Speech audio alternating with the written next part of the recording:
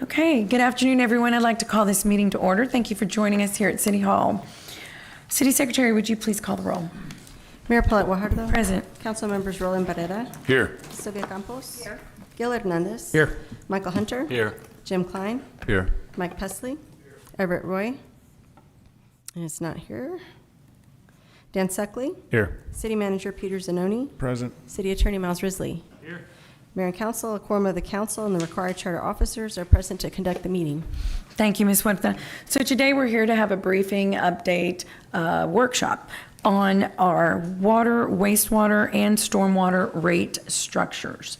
So with that, Mr. Zanoni, did you have any words? Right, yes, ma'am. Thank you, Mayor. So as you said, this is a workshop of the City Council on the budget. However, in this case, it's not, except for stormwater, won't be focused on the numbers. We're going to begin that conversation next Tuesday when I present the budget. And then we'll have another workshop with the water, wastewater, and our stormwater operation to go over the numbers. Mm-hmm. As we know, and in case the listening audience is unaware, we do a rate adjustment every 2 years in our water and wastewater systems. And so this budget would be rate setting for the next 2 years, consistent with that every other year or 2-year approach.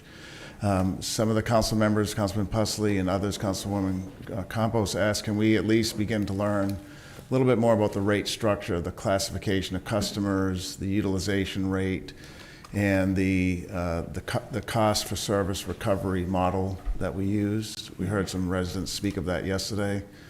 We set the water rates based on the cost to deliver the water. We don't make a profit from the water system. So we're going to talk a little bit about that today. So today is kind of a framework setting for this utility. This is a very big deal. I was thinking this morning, some cities like San Antonio, where I came from, the water utility, water wastewater utility, is a completely separate entity. It's not part of the city or the city council. So this is a big policy issue for the city council. You're setting rates, and you just like us are dealing with a big utility that, unlike San Antonio, we serve 7 counties with a regional water planner, provider, and distributor. So understanding the business takes time. And so this is a good workshop. This will help you understand the basics of the rate structure, who the customers are, and the classifications that we use to recover the cost for water. And then we'll have more detail again next week at a high level on Tuesday, but we'll have another 3-hour budget workshop on the rates that we're recommending based on our cost, also based on a new rate modeler that we brought on board this year that does a lot of rate setting through Texas, and I think beyond the state of Texas, right? So a very professional firm. We're pretty excited about bringing that team on board. So water, wastewater, Reba, our assistant director over rates and customer care, is here to present, and then we could do water, take questions, wastewater, take questions, and then I think Gabriel Hinojosa is from our assistant director in Public Works. Will do the stormwater rate structure. And Gabriel's presentation, because a lot of this information has already been provided, it's a 5-year rate plan. We're going to show you some numbers just to put everything together, but we won't be doing that for water, wastewater, as we're still finalizing them. So, Councilman Pesley, do you have a question? Yeah, this 2-year automatic increase or change in rates, if you will, is that by ordinance or? No, it's been so this is going on my 5th year here. 4 years ago, it was described to me that that's the practice of the city. It's kind of the practice or the history that we set a rate and it's good for 2 years, and then. Yeah, but it's a council policy. We could do it 1 year at a time. We could do it 4 years. You could. Well, you just said it's a council policy, so that means the council voted on it at some point. Is that correct or not? I don't think there's a policy that says we will do a rate every 2 years. As an example, it's not in our financial policies. Our financial policies that the council just approved recently and amended yesterday. Well, then it ought to be. If it's not, if we could. If we're going to do it automatically every 2 years, then we ought to have something in our policy. We could certainly do that. We could amend the policies that we just amended yesterday yet again. And say that we have that's not a bad idea. Well, but if that, let's look at the flip side of that. I mean, then it has to happen. You could always not. amend those policies. You could bypass them for a cycle or for, for a longer The period. fact that you review the rate doesn't mean you necessarily increase the rate. It just means you're automatically going to review it We're every going to 2 years. review. And maybe it's the verbiage, Yeah. you Yeah, know, we can bring. review with possible, whatever, yeah. 1-year term with a 1-year option that automatically Same rolls thing. into it if you don't Right. elect to Well, we change. can look at that. You Yeah, staff we- can we'll look look at into it. Customers ought to understand what the policy is here with respect to how we establish rates. Right, yes, sir. And again, it's not a voted upon policy of the city council. It's been the practice that I think if we look at some of the past meetings, I think it was suggested by the council, is what I've been told by staff years ago. They said, let's look at a 2-year rate Those structure. guys didn't know what they were doing. We're a lot smarter. Yes, sir. Okay. Okay, so with that, Mayor, that was just a quick Okay. introduction, and Thank you. Reba's here Reba. to begin our presentation. The presentation is on the screen. We did present in the material a draft presentation late last week. We've made some refinements to it, so the handout that's in front of you, use that one, please. It's also found on the screen. This is the final one. The other one had a draft stamped on it. Thank you. Okay, thank you, Mayor. I'm going to turn it over to Reba, our Assistant Okay. Director. Thank you, Peter. Good afternoon, Mayor, City Council. My name is Reba George, Assistant Director, Support Services from Corpus Christi Water. For the first part of today's workshop, I'll be discussing the water and wastewater rate structure. The drought contingency plan and its option to initiate fees or surcharges is not a part of today's presentation. Corpus Christi Water must collect adequate revenues to support 100% of the cost of operations, maintenance, equipment, and investment in capital improvement projects. Rates and fees generate revenue from each customer class based on the certain level of service that that customer class receives. Rate structures provide the basis for water and wastewater charges for each customer class. A nationally recognized consultant firm has been assisting us this year with a water and wastewater rate study and financial analysis. We'll start with the water rate structure. As already noted, Corpus Christi Water must collect 100% of the revenue needed to support the operations, maintenance, equipment, and investment in capital improvement projects of the water system. Just generally, our water system consists of 4 water supply sources, 1 water treatment plant, 7 elevated storage tanks, 2,800 miles of water line, 3 pump stations, and a little over 100,000 water connections. The revenue generated to support the water system come from our customers. We have retail customers classified as residential, commercial, or large volume. These are also differentiated by inside city limits, or ICL, or outside city limits, OCL. These customers receive treated water. We also have wholesale customers that also receive treated water, also referred to as our public agency customers. These wholesale customers distribute water to their own customers, and they are Nueces County Water Control and Improvement District Number 4, or Port Aransas, and Violet Water Supply. Those are our 2 OCL network customers. Our OCL wholesale customers include San Patricio Municipal Water District and South Texas Water Authority. What differentiates these 2 customer classes is the point at which they take the treated water from our water treatment plant. Water for the outside city limit network customers is delivered to the agency through our pipes. In other words, we deliver it from the plant through our pipes to their doorstep. The water for our OCL wholesale customers is metered at the water treatment plant and moved through the agency's pipe to their distribution points. We also have a raw water contract customer class. This includes the cities of Beeville, Alice, and Mathis, as well as San Patricio Municipal Water District, Flint Hills, and Celanese.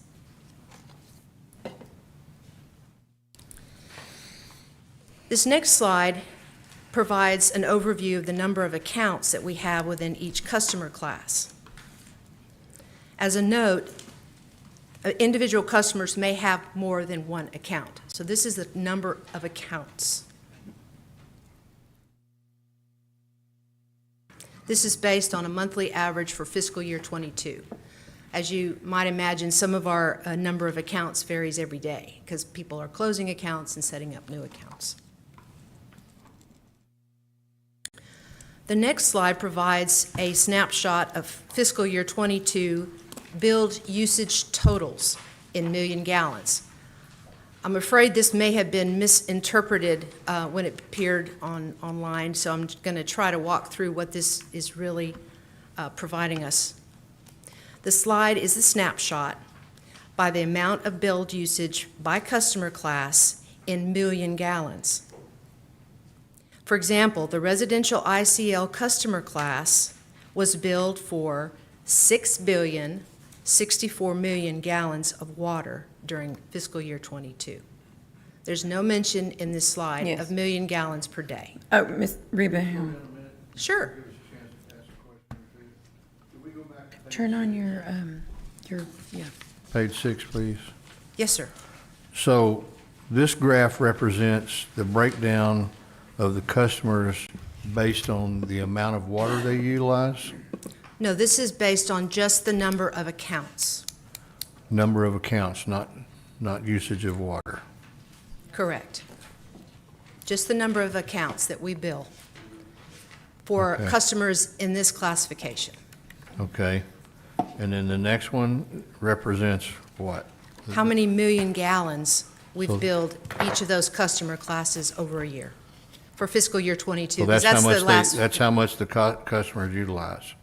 That's how much we've billed them for, yes. This is from bill data, so I'm going to continue to say billed usage. Okay, thank you.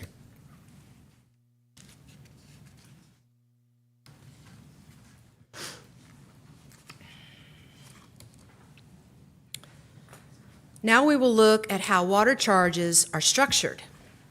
All customer water charges are broken down into three components: a raw water charge, a minimum or meter charge based on the size of the meter that serves the property, and volume charges. In addition, our large volume customers have a minimum amount they pay for the first 10 million gallons used during any month, regardless of whether they use it or not. After the first 10 million gallons, they are charged an amount per 1,000 gallons.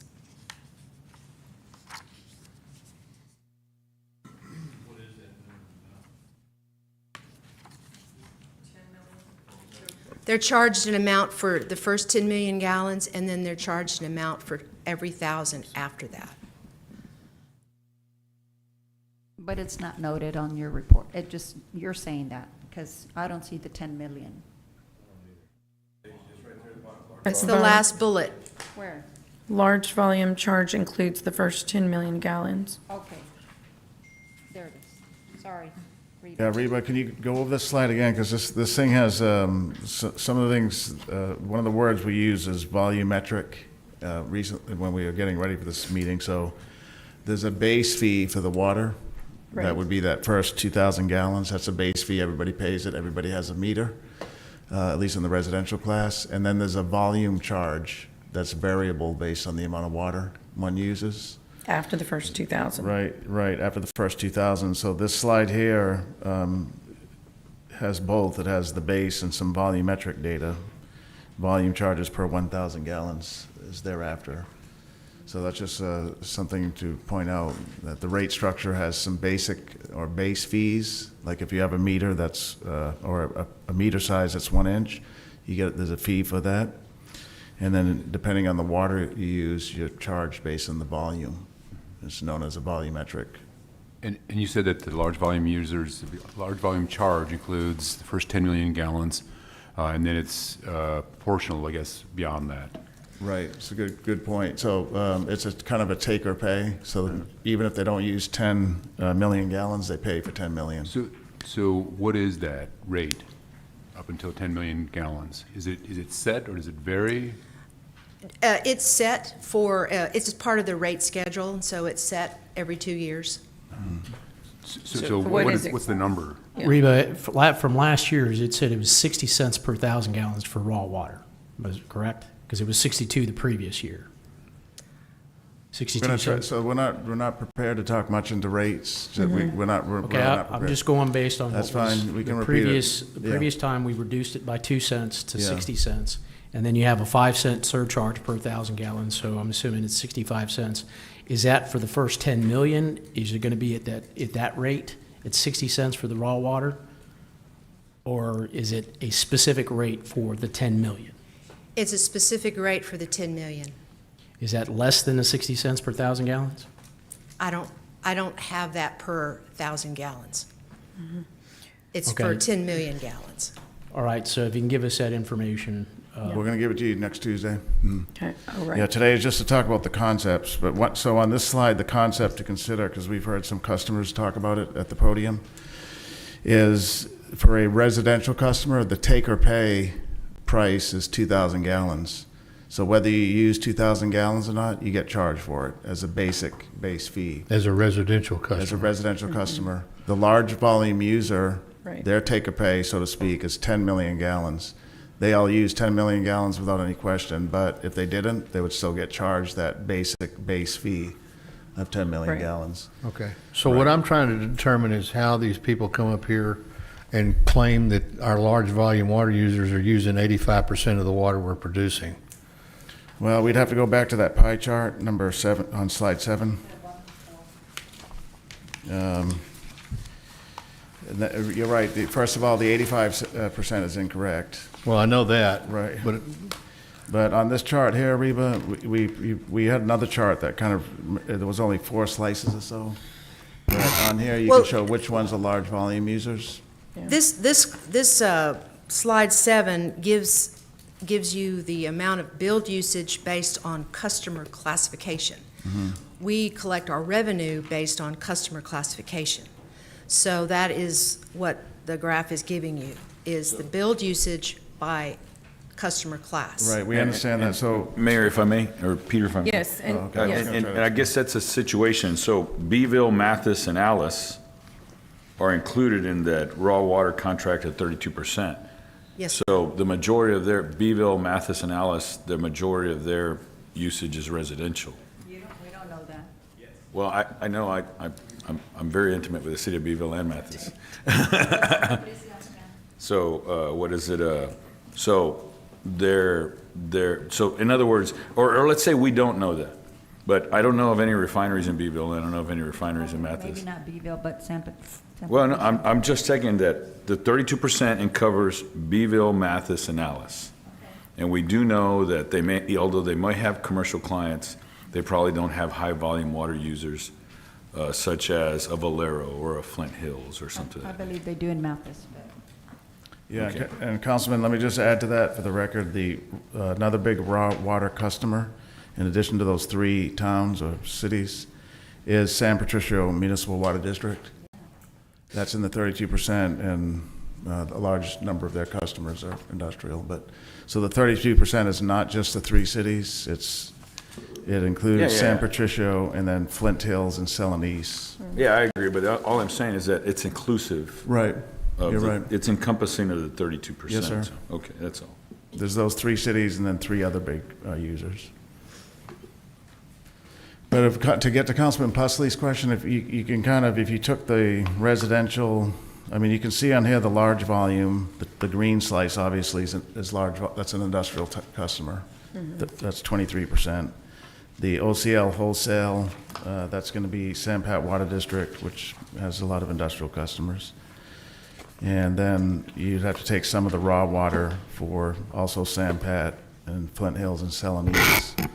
And we can get you the total, but those 3. So would we don't equal- have a graph in here that's going to show us what the breakout is between residential and industrial for our whole water system. We're going to have to, we don't have it in We've this been asking for presentation, that. but we'll get it for you. Yeah, Okay? yeah.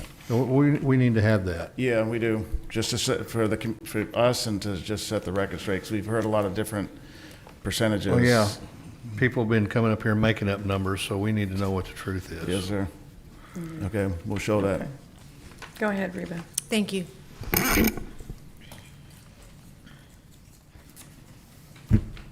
Okay. This table here on slide 9 is the same information that in the previous slide, except in a table. The raw water charge is applied for every 1,000 gallons and includes that nickel that goes into the Raw Water Supply Development Fund per 1,000 gallons. All customers pay a raw water charge per 1,000 gallons. The minimum or meter charge for water is based on the meter size of the property. This charge includes the first 2,000 gallons used per month, as Peter explained just a moment ago. Even if the customer uses less than 2,000 gallons, they will still pay the minimum charge.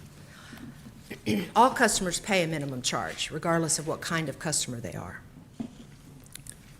The volume charge per 1,000 is applied to all water used in a month above 2,000 gallons. Residential customers have a tiered structure for their volume charges, and commercial customers have a one rate per 1,000 for their volume charges.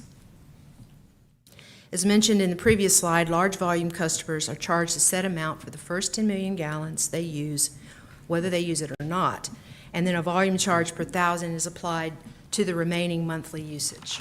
Okay, so, and I'm sorry, Mayor, do you want us to push our No, button? and you know what? No, I'm okay with, I think it's just better flow, conversation, but what I would ask is for, let's not talk on top of one another and just respect whoever is speaking, but I like the conversational part of it. I think it's easier for us to. Perfect, thank you. Yeah. So here's my question. When you say, for example, residential users, they pay for 2,000 gallons of water whether they use it or not. It's just like your garbage fee. You pay a minimum for garbage fee whether you put your can out by the street or not. Yes, Okay? sir.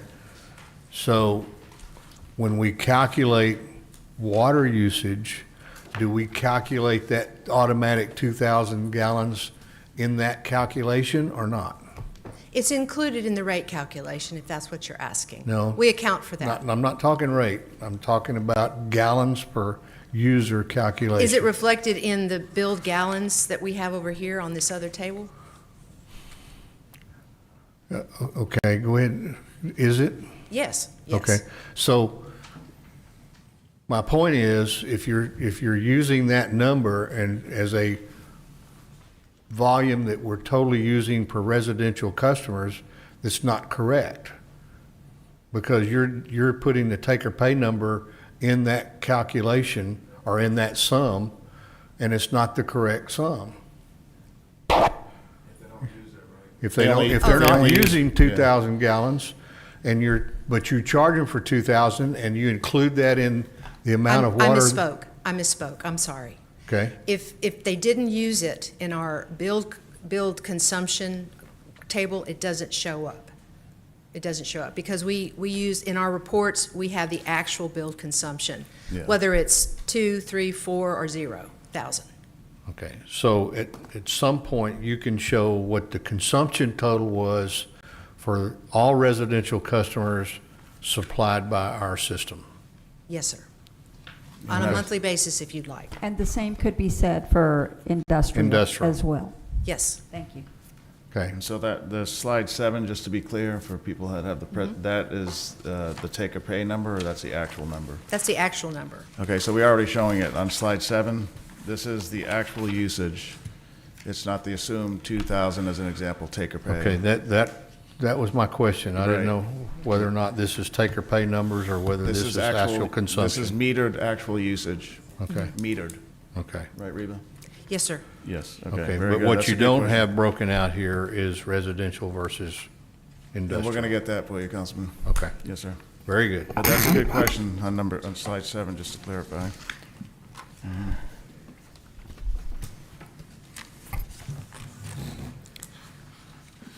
So our next table dives down into how we assign the cost to different parts of the water system.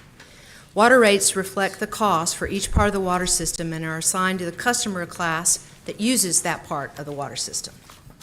So just by looking at the table, you can see that some customers don't utilize parts of the water system. Going from left to right, the main parts of the system include raw water, diversion or pumping, treatment, transmission, and distribution. Looking at the raw water cost customer, as I've mentioned, all customers pay water charge, and it covers the cost of maintaining our 4 water supplies, Lake Corpus Christi, Choke Canyon, Lake Texan, and the Colorado River, including the Mary Roads pipeline. Our diversion or pumping costs represent the diverting or pumping the water from those water sources and getting it to the water treatment plant. The treatment costs represent the processes and operations at our O.N. Stevens Water Treatment Plant. The transmission or network costs represent the infrastructure taking water from our treatment plant out to our customers, which includes pipes 16 inches or larger. Distribution costs represent the infrastructure supporting pipes less than 16 inches, coming off our transmission lines, bringing water into our neighborhoods and businesses. And Reba, we asked this at our workshops, but the difference between transmission and distribution, just that's, I think, can you explain that one more time for the council? Basically, it's the size pipe that's moving the water. Transmission is a 16-inch or larger pipe, and our distribution system is less than 16-inch pipe.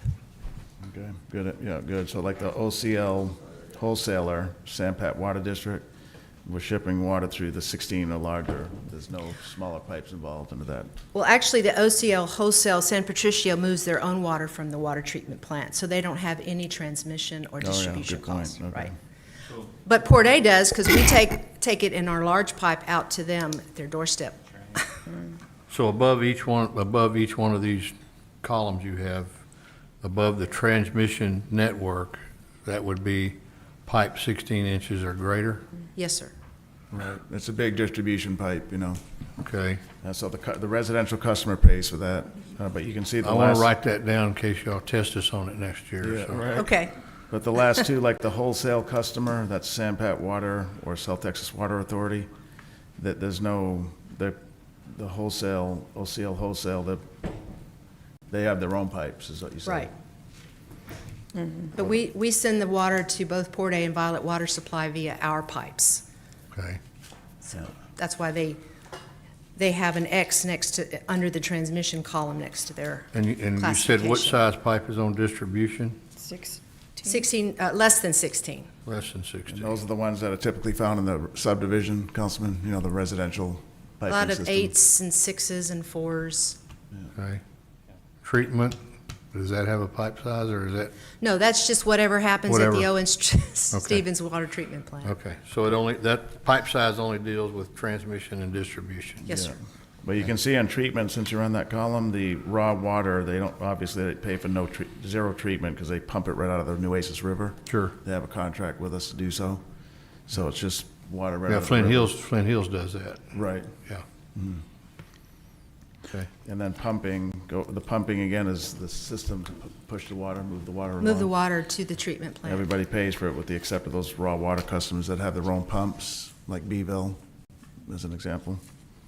So just to be clear, then the costs are going to be set according to whether you're using only the raw water or the raw water and diversion or diversion as well as treatment and then transmission network. Correct. And distribution. So that's going to help to determine the overall cost. So the cost for raw water users is going to be less. For OCL wholesale users is going to be less than it is for residential in-state limit users. Right. Thank you. Yes.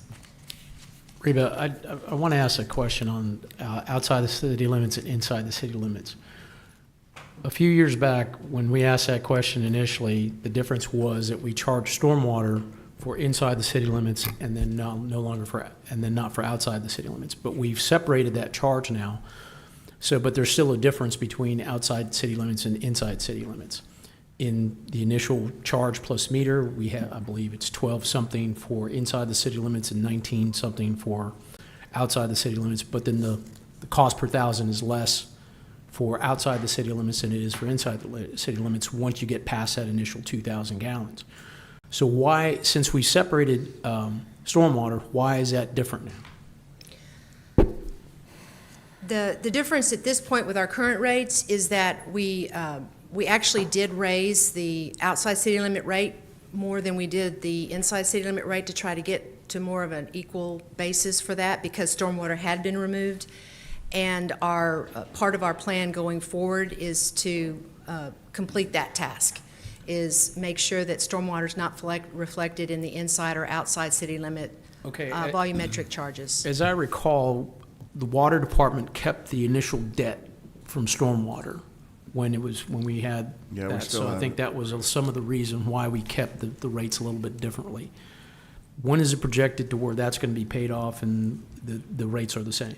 I don't have that information with me. We can get it for you. We talked about it recently, but I don't recall, Councilman. Okay. But let's go on your point, because it's a good one. We'll talk more about it in the workshop when we go over rates, because the modeler and people like Miles, who the authority that regulates water charges, there is is it the PUC? The PUC, we have to be careful about making sure we're fair in our rate structure. Before, rate structures in water utilities were managed by TCEQ, so they had like 1 or 2 people, and so obviously nothing really happened because of the number of potential complaints and the lesser staff. Now Texas has it under the PUC, Public Utilities Commission. All they deal with is rates and rate equity. So cities and water districts are more conscious of rates and making sure they can justify the rate structure. With that background, our new rate modeler is suggesting we have the same volumetric charge for inside and outside city limits, but we have a different rate for the meter, which entails pipes. So if you live inside the city limits, our ability to get to you and fix your pipes is less expensive than driving way out of the city limits to fix some pipes. So arguably, from a PUC standpoint, it's justifiable to have a higher out-of-city limit rate for the meter charge, but the volumetric rate, the rate for water beyond that price point, beyond the take-or-pay price point, would be the same for inside and outside city limits. Which is not right now, The right? new budget, that would be Correct. for the new budget coming up. Right. Right now, it's not, and so we're moving to something that we can justify through the PUC. Okay, and I want to say I was incorrect on that 60 cents. I believe that's our cost, but I don't think that's what we charge. I think it's $1.97, somewhere in there, but Yeah, maybe. that was my mistake. Okay, no problem. Yes, Okay. sir, thank you. 97 cents. Okay. Okay, good, but that inside, outside city limit, that's an important basic concept in this water structure. And you'll see why next week. Well, let's move on to the wastewater rate structure. Another fun topic. Let's see if there's any other water Oh, question. of Yeah. course. Well, everybody's jumping in as they have Yeah, right. questions, so. Okay, any other, but before we change No. gears here, are we good on the water Any final- structure?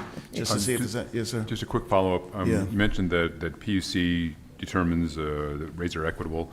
So I guess there's reports that are sent up to PUC then. Are they annual reports? I don't think we, Biannual it's or- on We're an not as required complaint to. basis. Oh, We don't okay. work with them as a routine business matter. Okay. But if somebody complains, it's like a large volume user, a contract customer. This city, and we're working through this with Miles, it happened before I was here, but the city was sued by one of our districts.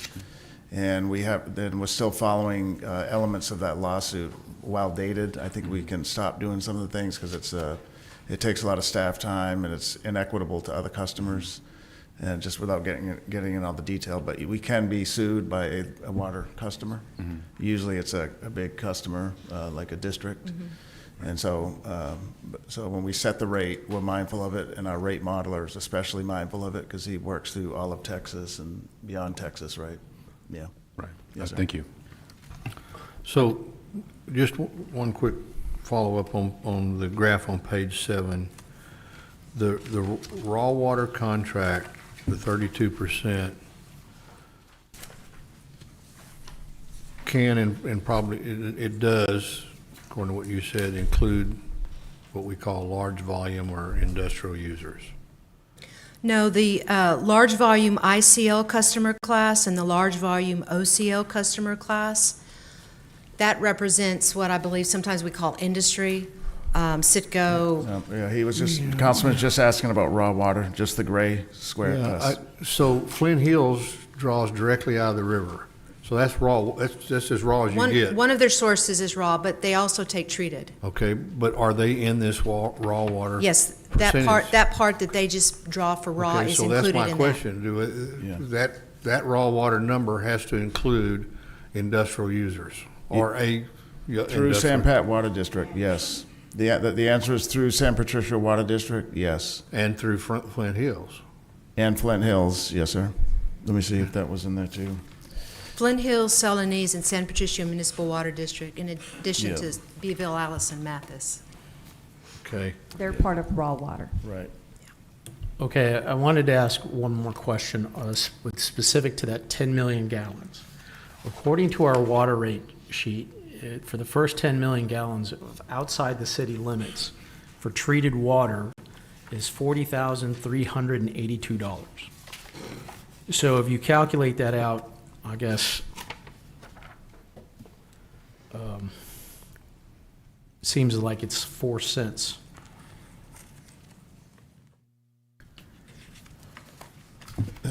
Or, I guess we want to understand what the cost is, or with that, or what the justification is for just the 10 million gallons as being a base charge, because it seems like, that seems very low for industrial use.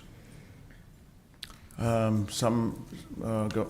but do you have the background? I think it's based on, there were quasi-contracts that the city water utility entered into. And so I think over time, 10 million was the kind of the average. Okay, and then Base. beyond that, it's $1.95 per 1,000 gallons after that.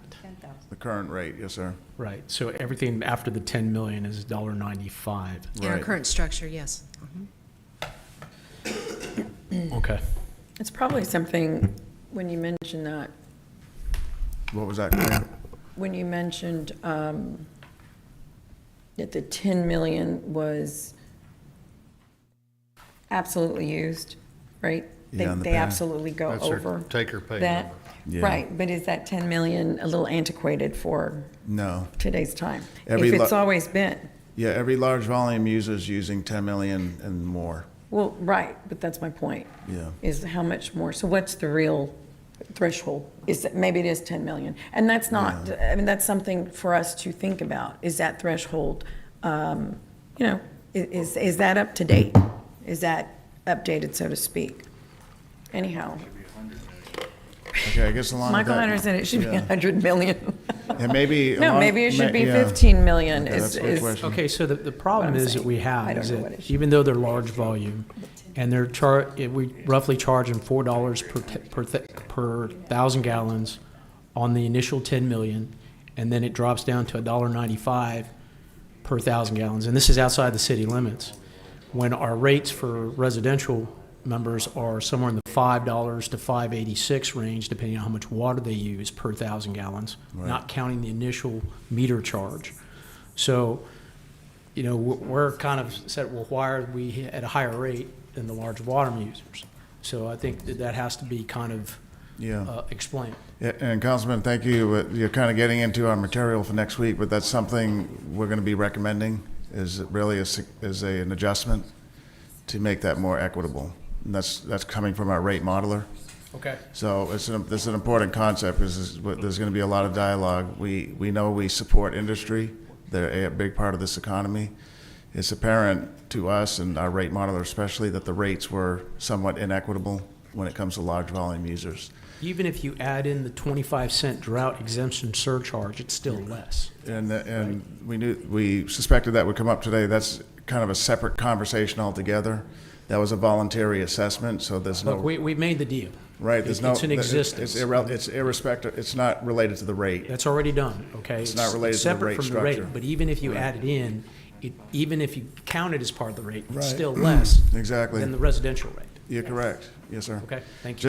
We might as well, I'm just going to say it here because so for the budget next Tuesday, we have a series of kind of pre-meetings we're doing with various stakeholders, and including the city council and the mayor before Tuesday. Constance is going to help with those, but one of those partner groups is the large volume users. We're meeting with them on Monday to kind of go over this and the proposed rates so they can understand them. So when we talk about them on Tuesday, they're not calling us here at the council meeting, so you may hear some. So that's Monday, and then Tuesday we present the budget.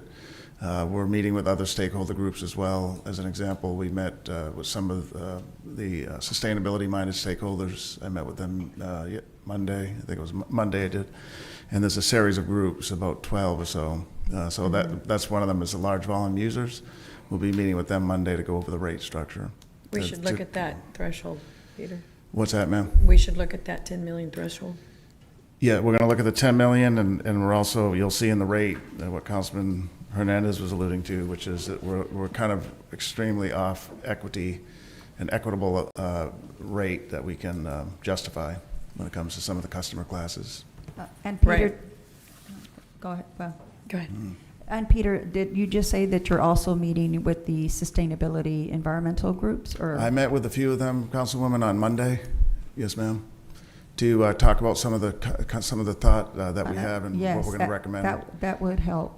I think the community, I'm not aware, I know, I'm in contact with a lot of them, so as far as I know, no one's been contacted within my circle, but, you know, I'm No, sure it's. well, I probably should have let you know. I'll tell you offline who I met with. Okay. But it's the same people we've met with before that are in your circle. Yes, ma'am. Okay. Reba? Thank you, ma'am. Wastewater rates, structures. As is this case for water, we also must collect 100% of the revenue needed to support the operations, maintenance equipment, and investment in capital improvement projects for the wastewater system. The wastewater system includes 6 wastewater treatment plants, 106 lift stations, 60 miles of force main, and 1,300 miles of gravity line.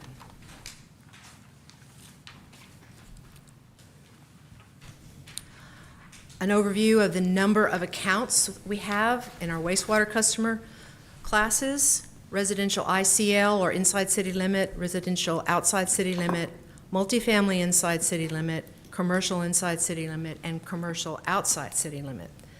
This is the number of accounts in each of those classifications. You'll notice that there is not a large volume class. This is because the wastewater from large volume customers' production does not enter Corpus Christi Water's wastewater treatment system. These customers treat their own water not used in production and must meet TCEQ discharge requirements.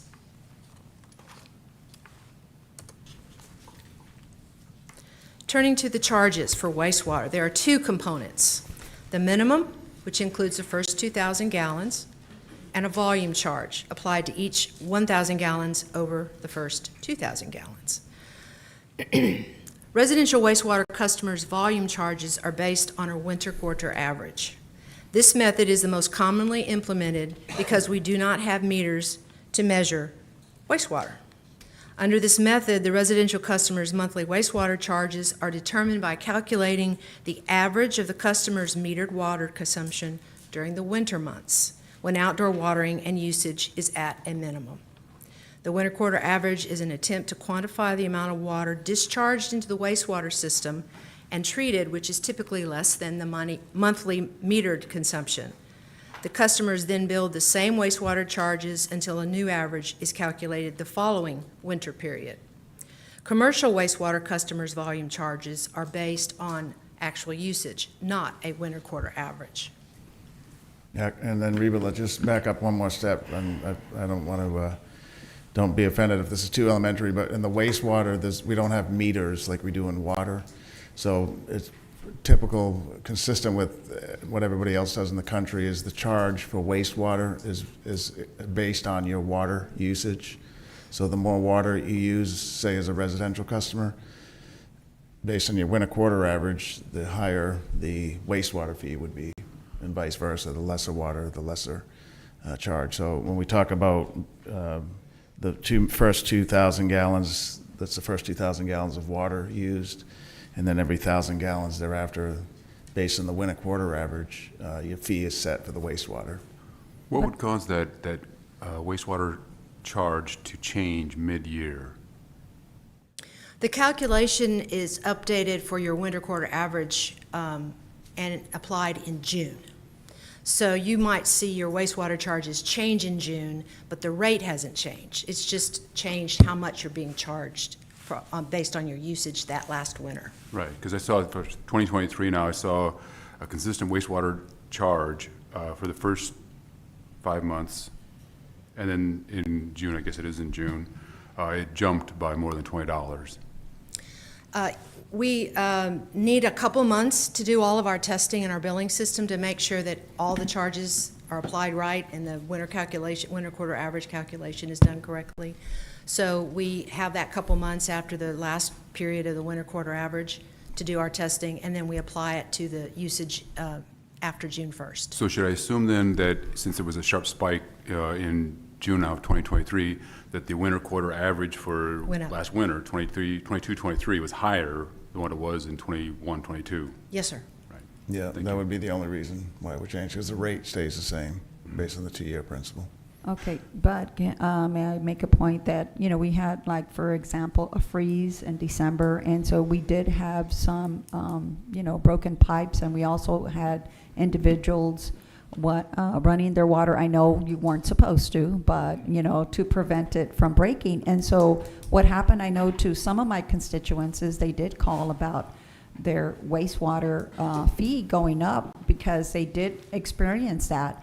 So, I did tell them that they needed to come back and make that point, but, we have people that fix their own pipes, they don't have to call a plumber, thank God, right? They can fix it themselves, but there should be an easier way, and I don't know if this is the point, or this is where we can try to fix that, but I know that I had, a person come in person and try to make that point and say, look, I had a broken water line, and now you're doubling my fee, my wastewater fee. So, instead of the office, after waiting 45 minutes, that person said, you need to go home because this person didn't have a computer. They wanted them to send an email while the customer is there in person. That does not make sense.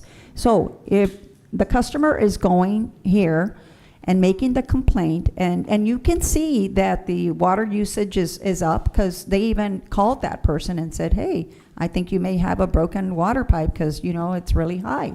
So the point that I'm trying to make is it would be helpful if our billing office would work with the customers and let them know and say, listen, okay, maybe you don't have a receipt, but you know what? We'll calculate not from December, but we'll do it from the next month, January, February, March. Is that possible? Can we start to do that just on a regular basis, that we don't have to call a supervisor? We don't have to, just use common sense.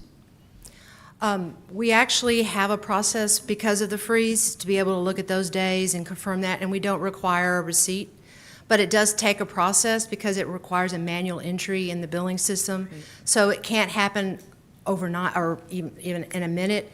Any customer that comes here and asks, we take their intake information and then we do contact them. We have customers that contact us not only by phone but email. And I think we had over 600 persons that called about their pipes during this last winter freeze, and we were able to make sure it didn't negatively impact their winter quarter average.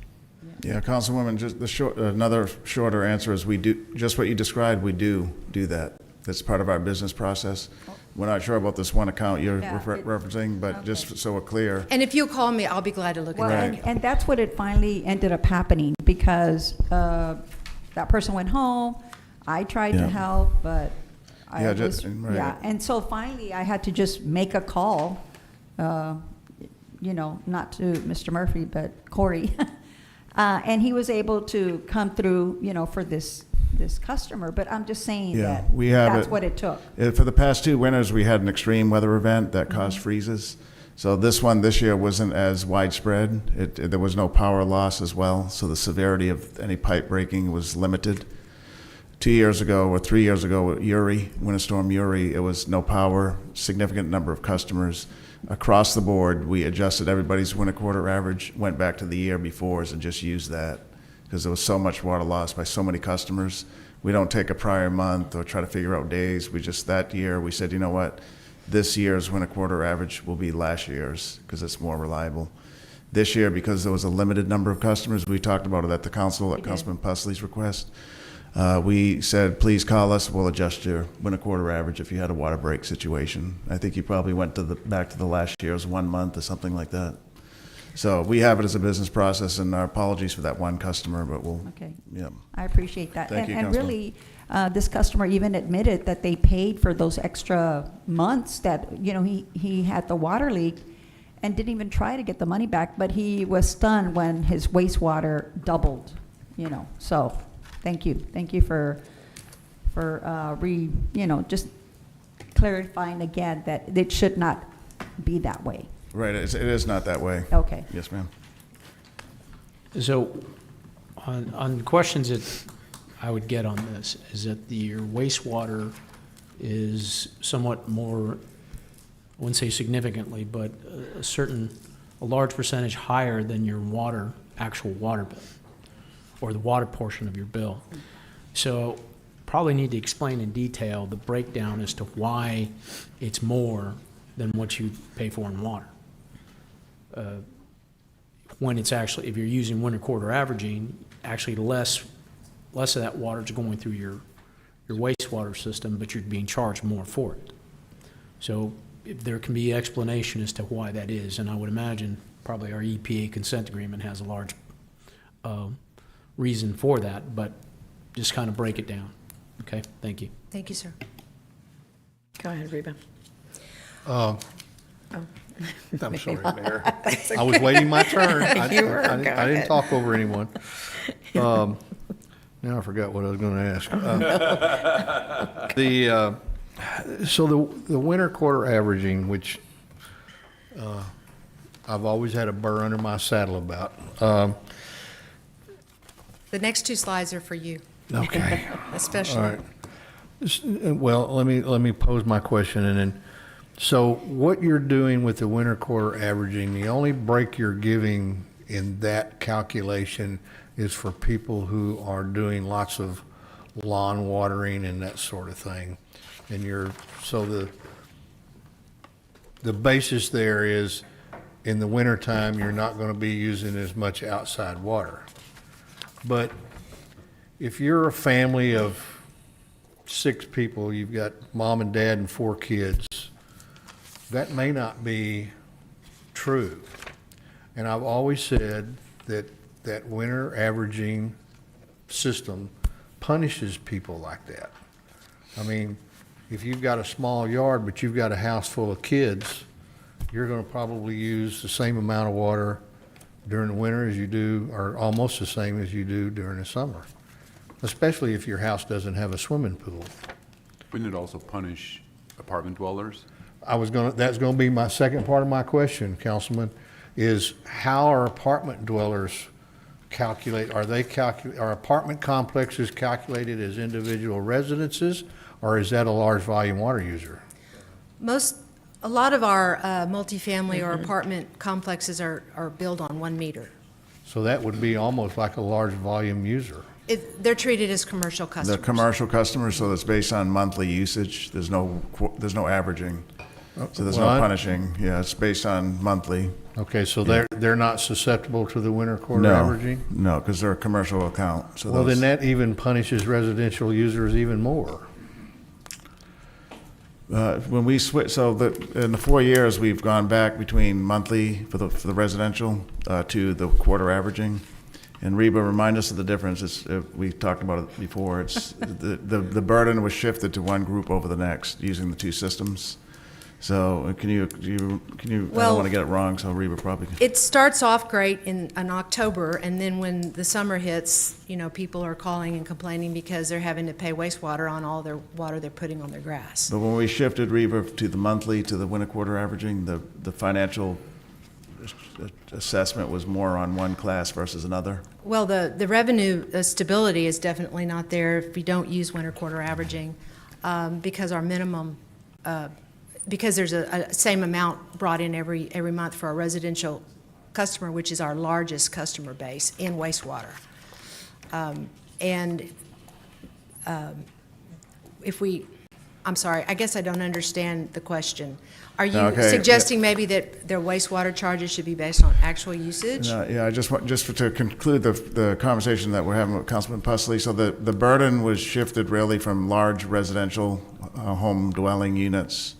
They got a lesser bill, and the smaller units paid more into the winter quarter averaging, when you look at the total revenue, when we shifted back to the winter quarter average. Yeah, I've always wondered if we just took, and we could do a 5-year look back on what our water usage was for residential customers citywide, and we came up with an average number and said, okay, this is the take-or-pay contract for residential users for wastewater. You're going to get charged this fee regardless of how much water you use across the board. Is that more fair than what we're doing with the winter quarter averaging? I don't have an answer to that. I We think can ask that's a our rate rate model modeler. question. It depends on where you live. Yeah, we can ask the rate modeler. That's but my whole point is, it's not an Using a winter equitable- quarter average is the industry standard for most large cities across the United States. And when our industry association, AWWA, makes it apparent that that is the industry-wide, then we have to, look at that as being the dominant way to meter or to charge for wastewater charges and for residential customers. And there's probably reasons for and against any of those methods. But I would love to address that through our rate model consultant when they come with us over on the 21st. I believe they're going to be here for our budget workshop, and make sure that they come prepared to respond to that. Okay. Okay, I'll listen to what your next 2 pages have to say. Okay, I wanted to kind of piggyback on that. I don't necessarily have a problem with the winter quarter averaging. However, I do have 4 kids, so and a daughter that takes half-hour showers. So it doesn't really help me that much. So you need a timer, is that what you're saying? Right. Say, hey, get out. No. Heck, my brother-in-law has 4 daughters, so well, all that said, but we identify residential units as commercial if you're looking at apartment complexes. Hopefully they're using a separate meter for their irrigation, because that kind of was what the recommend when we went off winter quarter averaging and we had all these issues. We kind of pushed people to get second meters, because the second meter would be for irrigation and wouldn't be necessarily counted towards their, but then that creates a whole other problem. We end up having to put all these meters out there. I don't know what the healthy balance is. Maybe identify those apartment complexes as residential and not commercial, so that they're not penalized that way, and kind of look at that. I don't know how that looks. Do they have second meters for their irrigation? Because if not, then the residents are paying for the irrigation to go instead of as wastewater. There's a lot of factors in there, but I don't know what that number looks like in terms of apartment dwellers or apartment complexes, or if they have that in place. I don't know if you can do an analysis on that. Is that possible? We can identify our multifamily customers and look to see what kind of irrigation meters they have set up. A lot of them do have a separate meter for irrigation. Okay, I'm just saying if that's not the case, they're being, those apartment dwellers are being charged for. Well, some of our older apartments actually have single meters on their apartments too, so we have a mixture, but they're treated as residential customers. If they have their own meter for that apartment, they have a separate meter for each apartment, then they're treated as residential customers. Okay, thank you. Yeah, we'll get you the industry standard is commercial, is the, multifamily complex is a commercial account. We'll confirm that with our rate modeler as well. Yeah.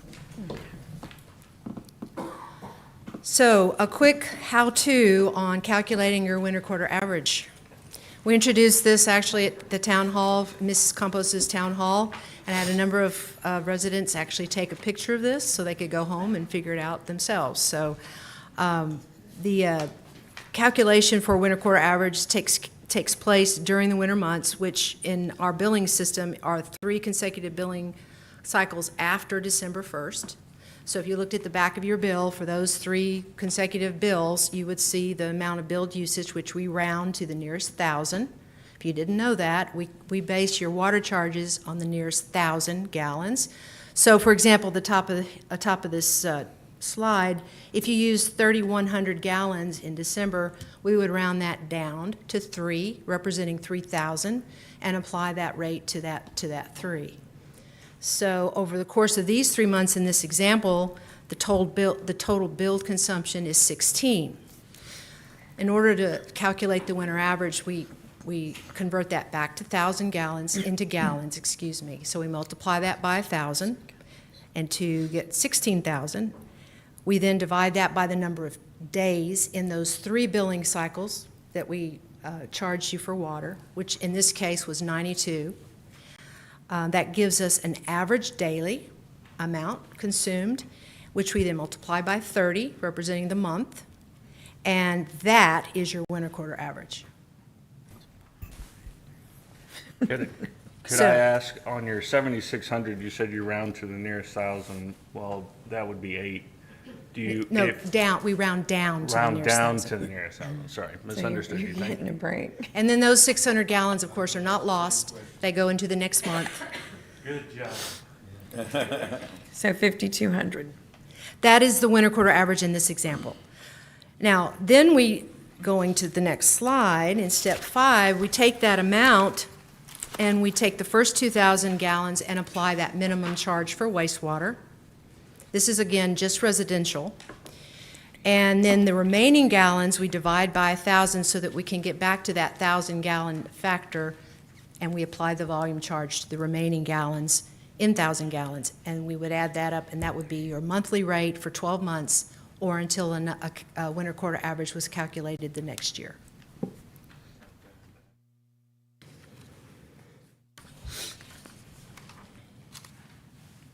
And that's the end of our slides. If you have any other questions that I either know the answers to or will have to get back to you.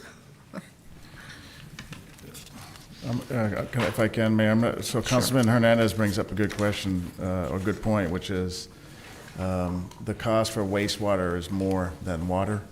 And there's a lot of Right. nuances in it. We're not going to try to explain it here, but we will when we do that workshop. When you look at just the total expenditures on our fund statements, water obviously has more expenditures than wastewater.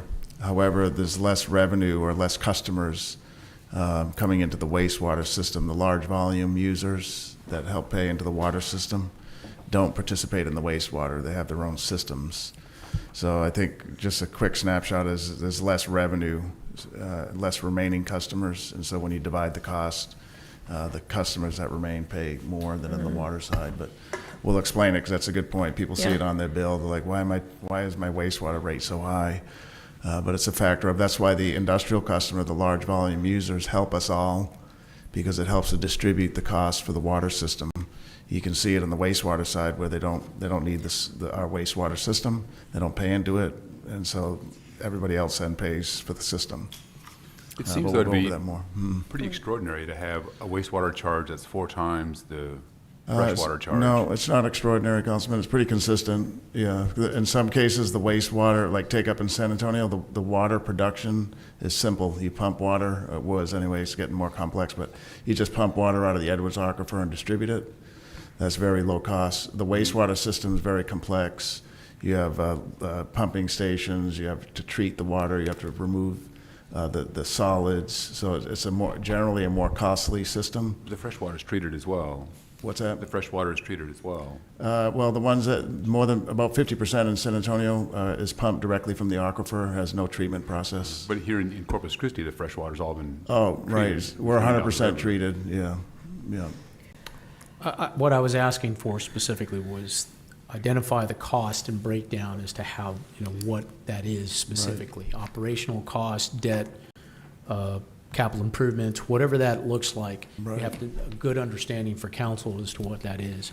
Yes. Because we have to ultimately answer our constituents as to why it's more expensive. Right, Right. but that also needs to be, it needs to be explained in a way that the average person, which is all of us, can understand it, because it is extremely difficult to understand when it's been explained before, and it's not easy to turn around and Well, if you- say, if you don't get to "Let me deal with it every explain this day, to yeah. everyone." Exactly. So please do it in a sense, Sure. break it down to where, you come up with some little flyer that we can turn around and say, here, kind of like what you did. That's a very simple math, but it needs to, it's a huge complaint.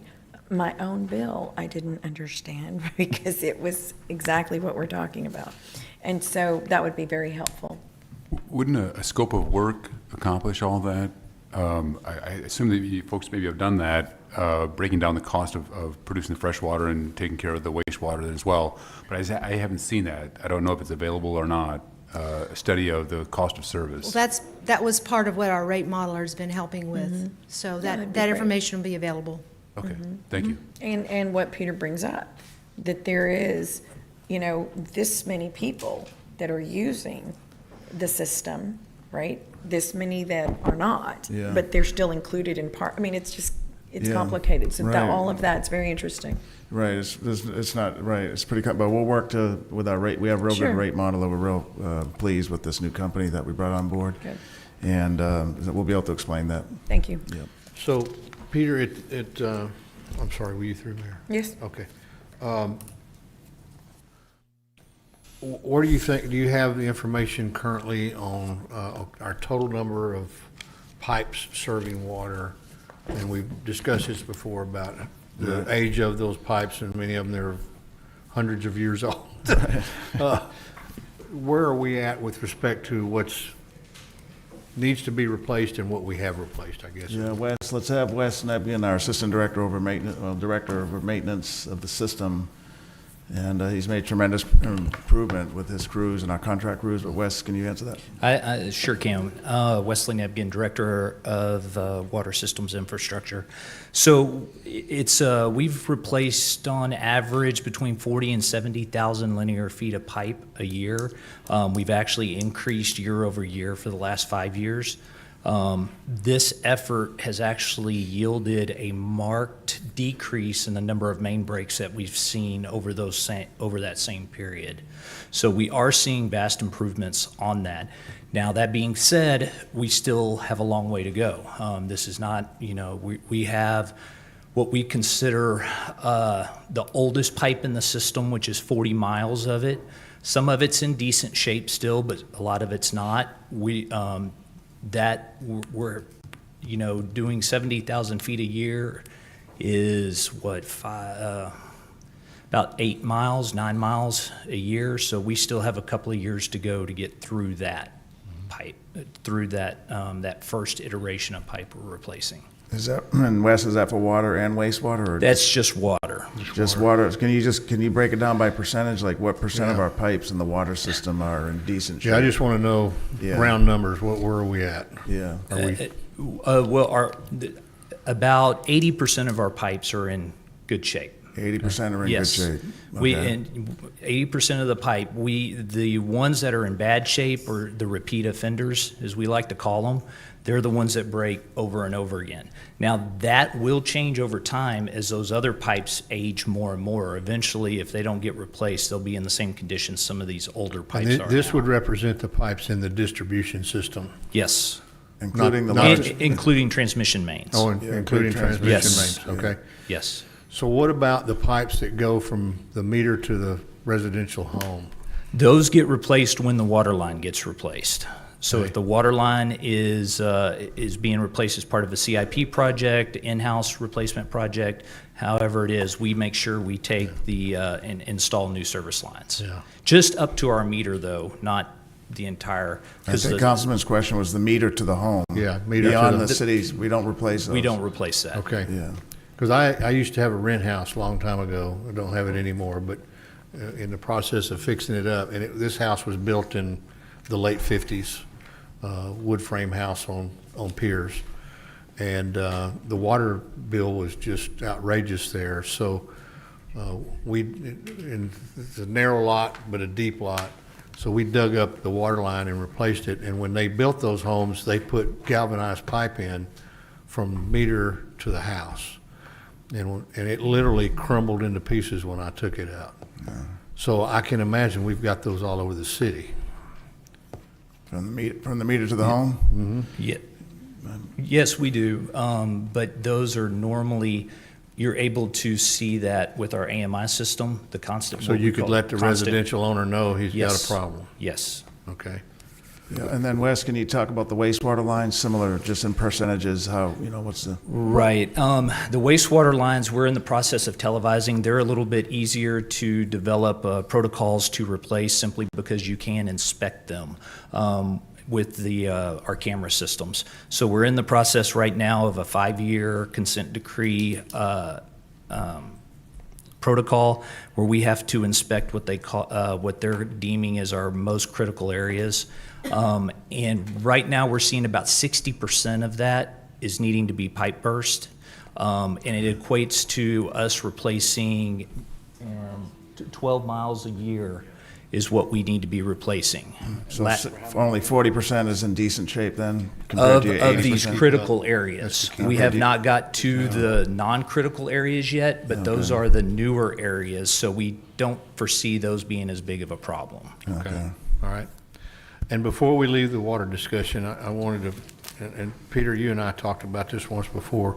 I visited here a couple of months ago with one of our large developers here in Corpus Christi, home builders.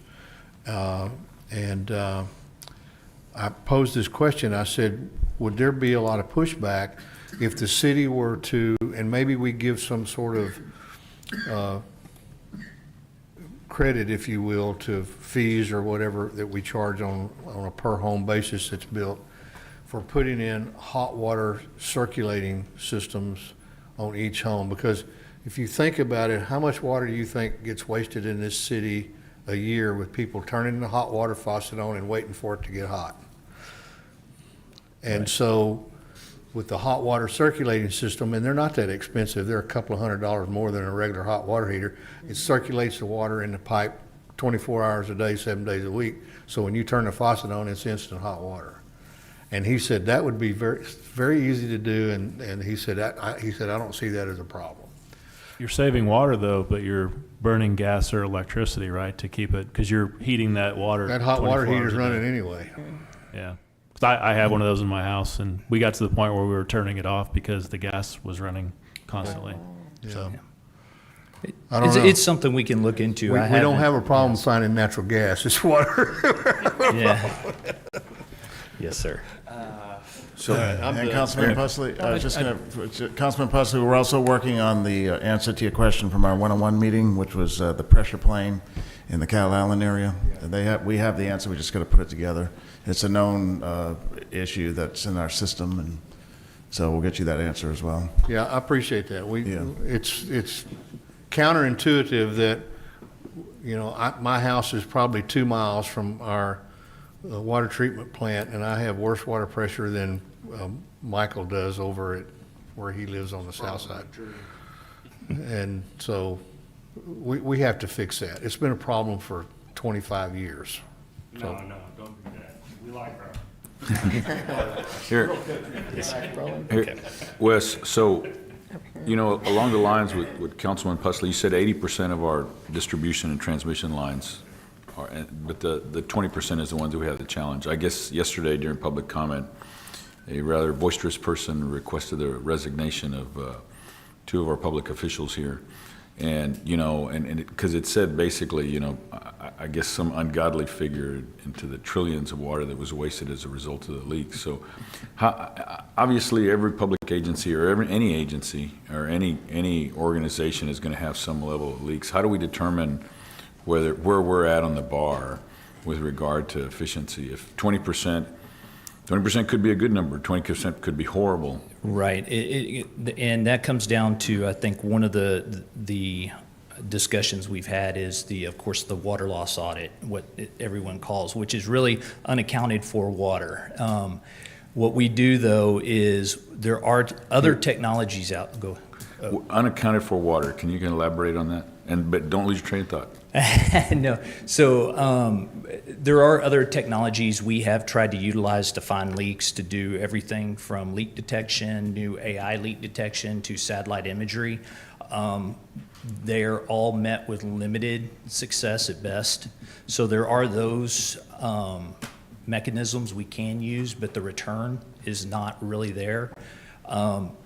Where we live, most of the time you will see the leaks. The leaks that we have become very visible in a short amount of time. So they're not going for days, you know, wasting hundreds of thousands of gallons of water. You know, we had 300 to 400 breaks last year. You estimate if each one's about 50,000 gallons, you know, you're talking, you know, it's relatively small amount of water compared to the billions that we treat every year. Gotcha. But to your point, the unaccounted for water, what that really alludes to is discrepancies in your system, especially with metering. You meter everything that comes out of the plant on 3, 4, 5 meters that comes out of the water plant. Everything else is metered through hundreds, 100,000, 104,000 meters throughout the city. Getting those two to align is really difficult. It's because they vary in the way they read. Even, a 0.1%, 0.2% difference can cause a big variation. Okay, yeah, and maybe this is just for me. I don't want to spend everybody's time. It's just, I just want to be able to, a lot of times I say, well, what's relative? Like example here is that sometimes we're arguing over, the other day, and I supported it. It's like yesterday, we're arguing over $300,000 in a $1.4 billion budget. I personally didn't agree with the expenditure, but it's all relative, If you're looking at it from that, how much time are we spending on that? So if the leakage is not relative to the entire usage, I'm just wondering, how do we measure the efficiency or the deficiency? Well, one of the big ways, and I'll go back to this, is our response time to these leaks, right? The longer they go, the worse, the more water you leak. We are the best in the state as far as response time to water leaks. Yeah. Houston, Drew can attest to this, they can go weeks without being repaired. We have almost all of our water leaks are done in 12 hours, and all are done within 24. Okay, and like I said, that's good information for us to have. And an example that I said just the other day to somebody when they kind of brought up that issue, and I said, well, here, let me tell you something with regard to when we had Winter Storm Uri. We were one of the first cities. Everybody had the same problem. It wasn't one leak. It was all over. We had all these bursting pipes, and we were one of the first communities to have our water back up and running. And that's as a result, that had to be as a result of efficiency. Right. It's just we need to be able to share that message and understand how are we measuring the efficiency or deficiency. I'll visit with you again later, but you understand my point. No, Yes, sir. and that is something I think that this council should have quarterly. And it is to say, every city deals with it. We didn't know that, right? And like you mentioned, we don't know what is good, what's bad. Give us some sort of, I think we should be cheering you on for saying, wow, you're right. We're number one in taking care of a leak that could sit there for days or weeks. Could we do better? Always. But we do need to know these little fact sheet on what we're working and to be transparent. What are we working on that isn't great? All of the numbers, we're doing great here, but not so great here.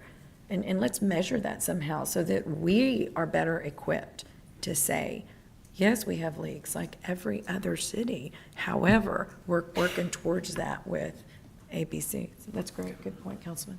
I was wondering if your department is doing something, has maybe perhaps adopted a different approach, because I think I mentioned this at a council meeting a few months ago already now. There's a particular site, 606 Carmel Parkway. That residence has had 18 water breaks in the last 42 years at the same spot. So there's something systemic there. And so I'm wondering is if either in recent past now or going forward, if you're going to kind of change your approach to kind of address those kind of problem children in the water system.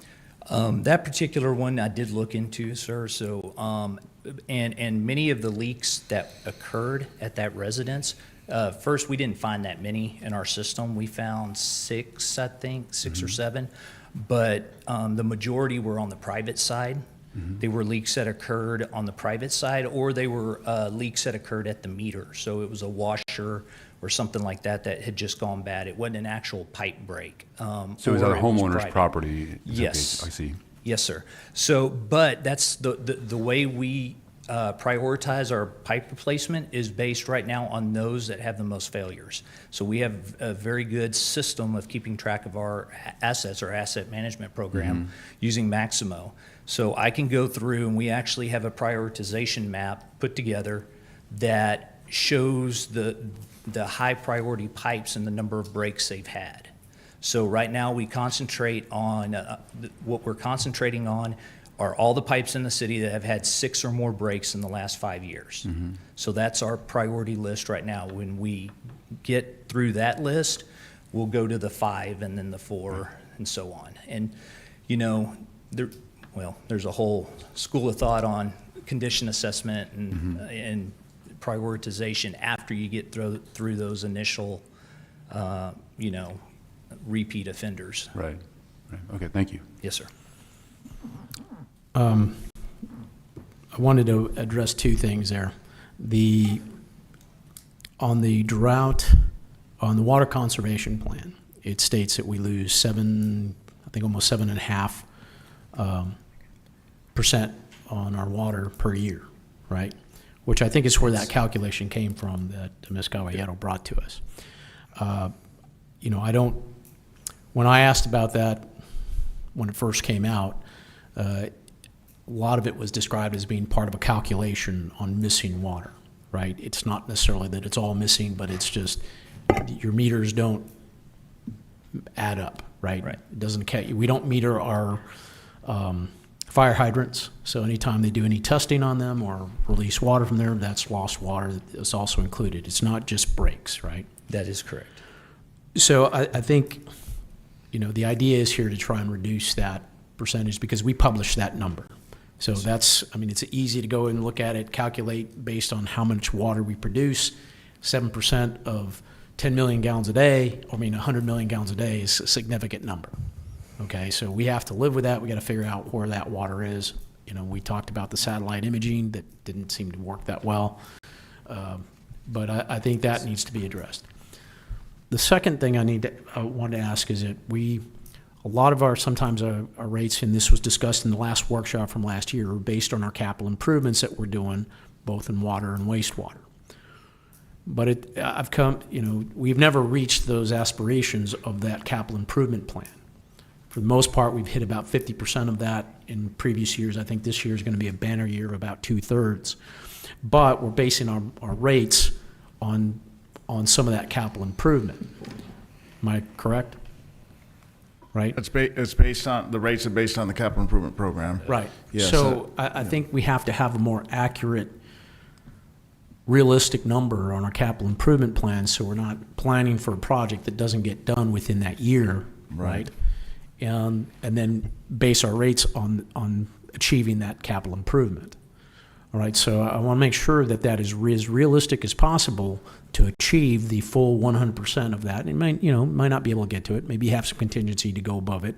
Yeah. But I think if we're going to base our rates on that capital improvement plan, including that, it has to be as realistic as possible, so we're not creating this.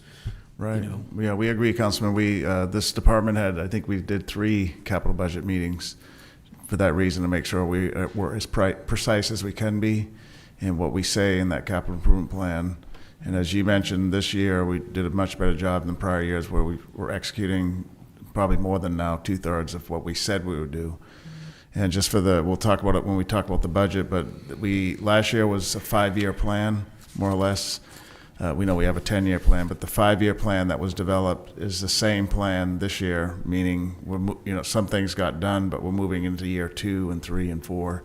So it's but our budget is based on the current year, on the year that we're going to be doing, and that's what we use as a number, right? Mm-hmm. So I know we have a 3-year plan, and then a 7-year, and then from years 4 to 10. Yes, sir. Okay, but I want to make sure that in that 1 year, we can be as accurate as possible, or as close to it as possible.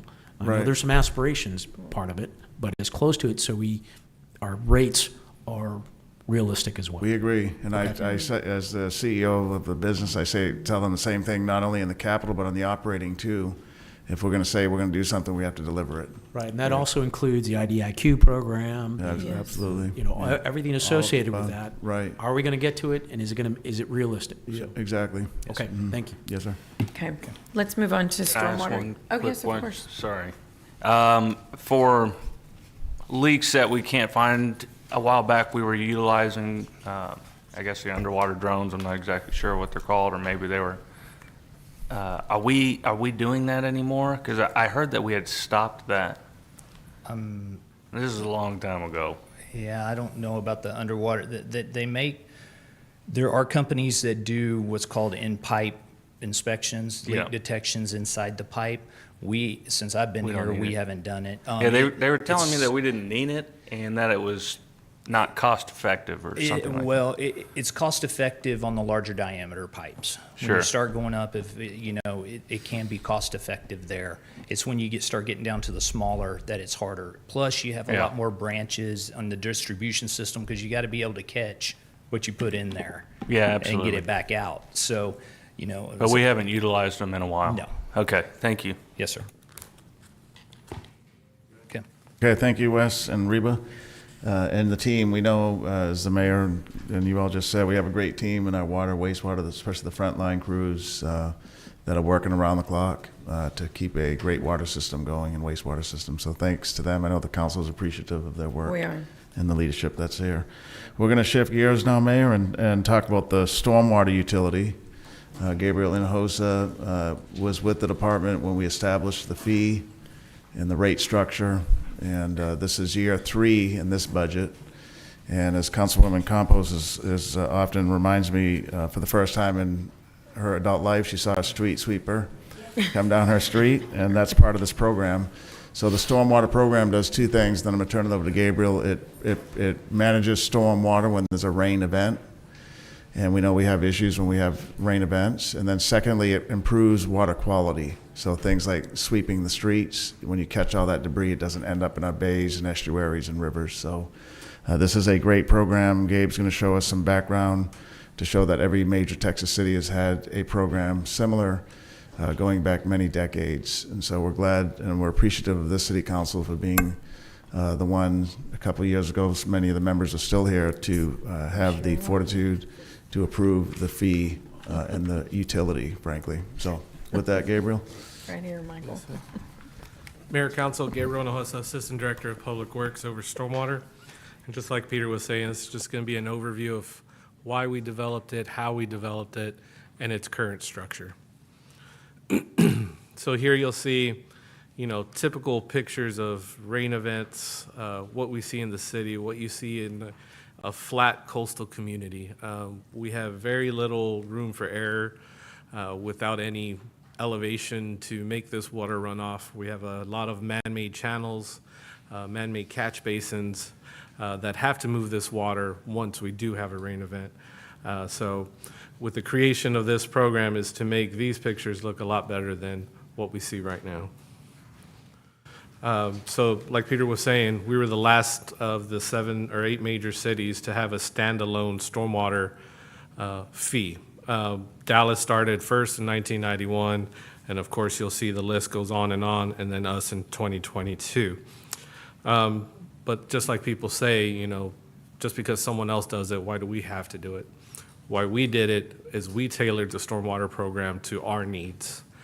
These other cities have different needs, flash flooding, low water crossings, that they put their money towards. We put our money towards our needs. So when we did come up with this program, we based it on the needs of Corpus Christi, not just because everybody else was doing it. And with this dedicated fee allows for a proper maintenance and long-term planning for our stormwater system. So we've put together a 5-year plan of ultimately where we want to get this program to, and the levels of service that it will provide.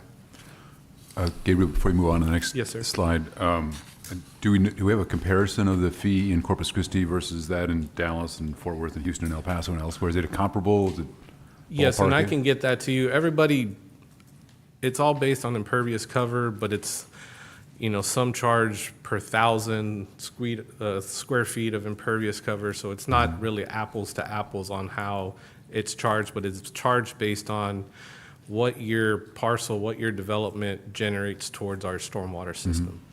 So I can get you those numbers. And Gilbert, can I also just point something out on the picture, the left-hand side, all the, I'm sorry, Gabriel, the cups that are Yes, ma'am. floating. I understand that the mayor started or wanted to have a program, the catchment, is that part of the stormwater? The Yes, ma'am. So that's our bay water quality. Bay water catchment? Yes, Has ma'am. that Yeah. been implemented? Or So we've installed our first one, which is on the big boxes that come out of Louisiana Parkway. The next two are right there on Cole Park, on the north and south side of Cole Park. We're also looking at Blucher Park. So yes, we are in the stages. We're calling this kind of our pilot program. So we have 8 or 9 sites that we're looking at with this. And we're still going to schedule. Okay. The darn, ribbon. This is very important. And there have been reasons that it has been pushed back, but it is very much moving forward, extremely important.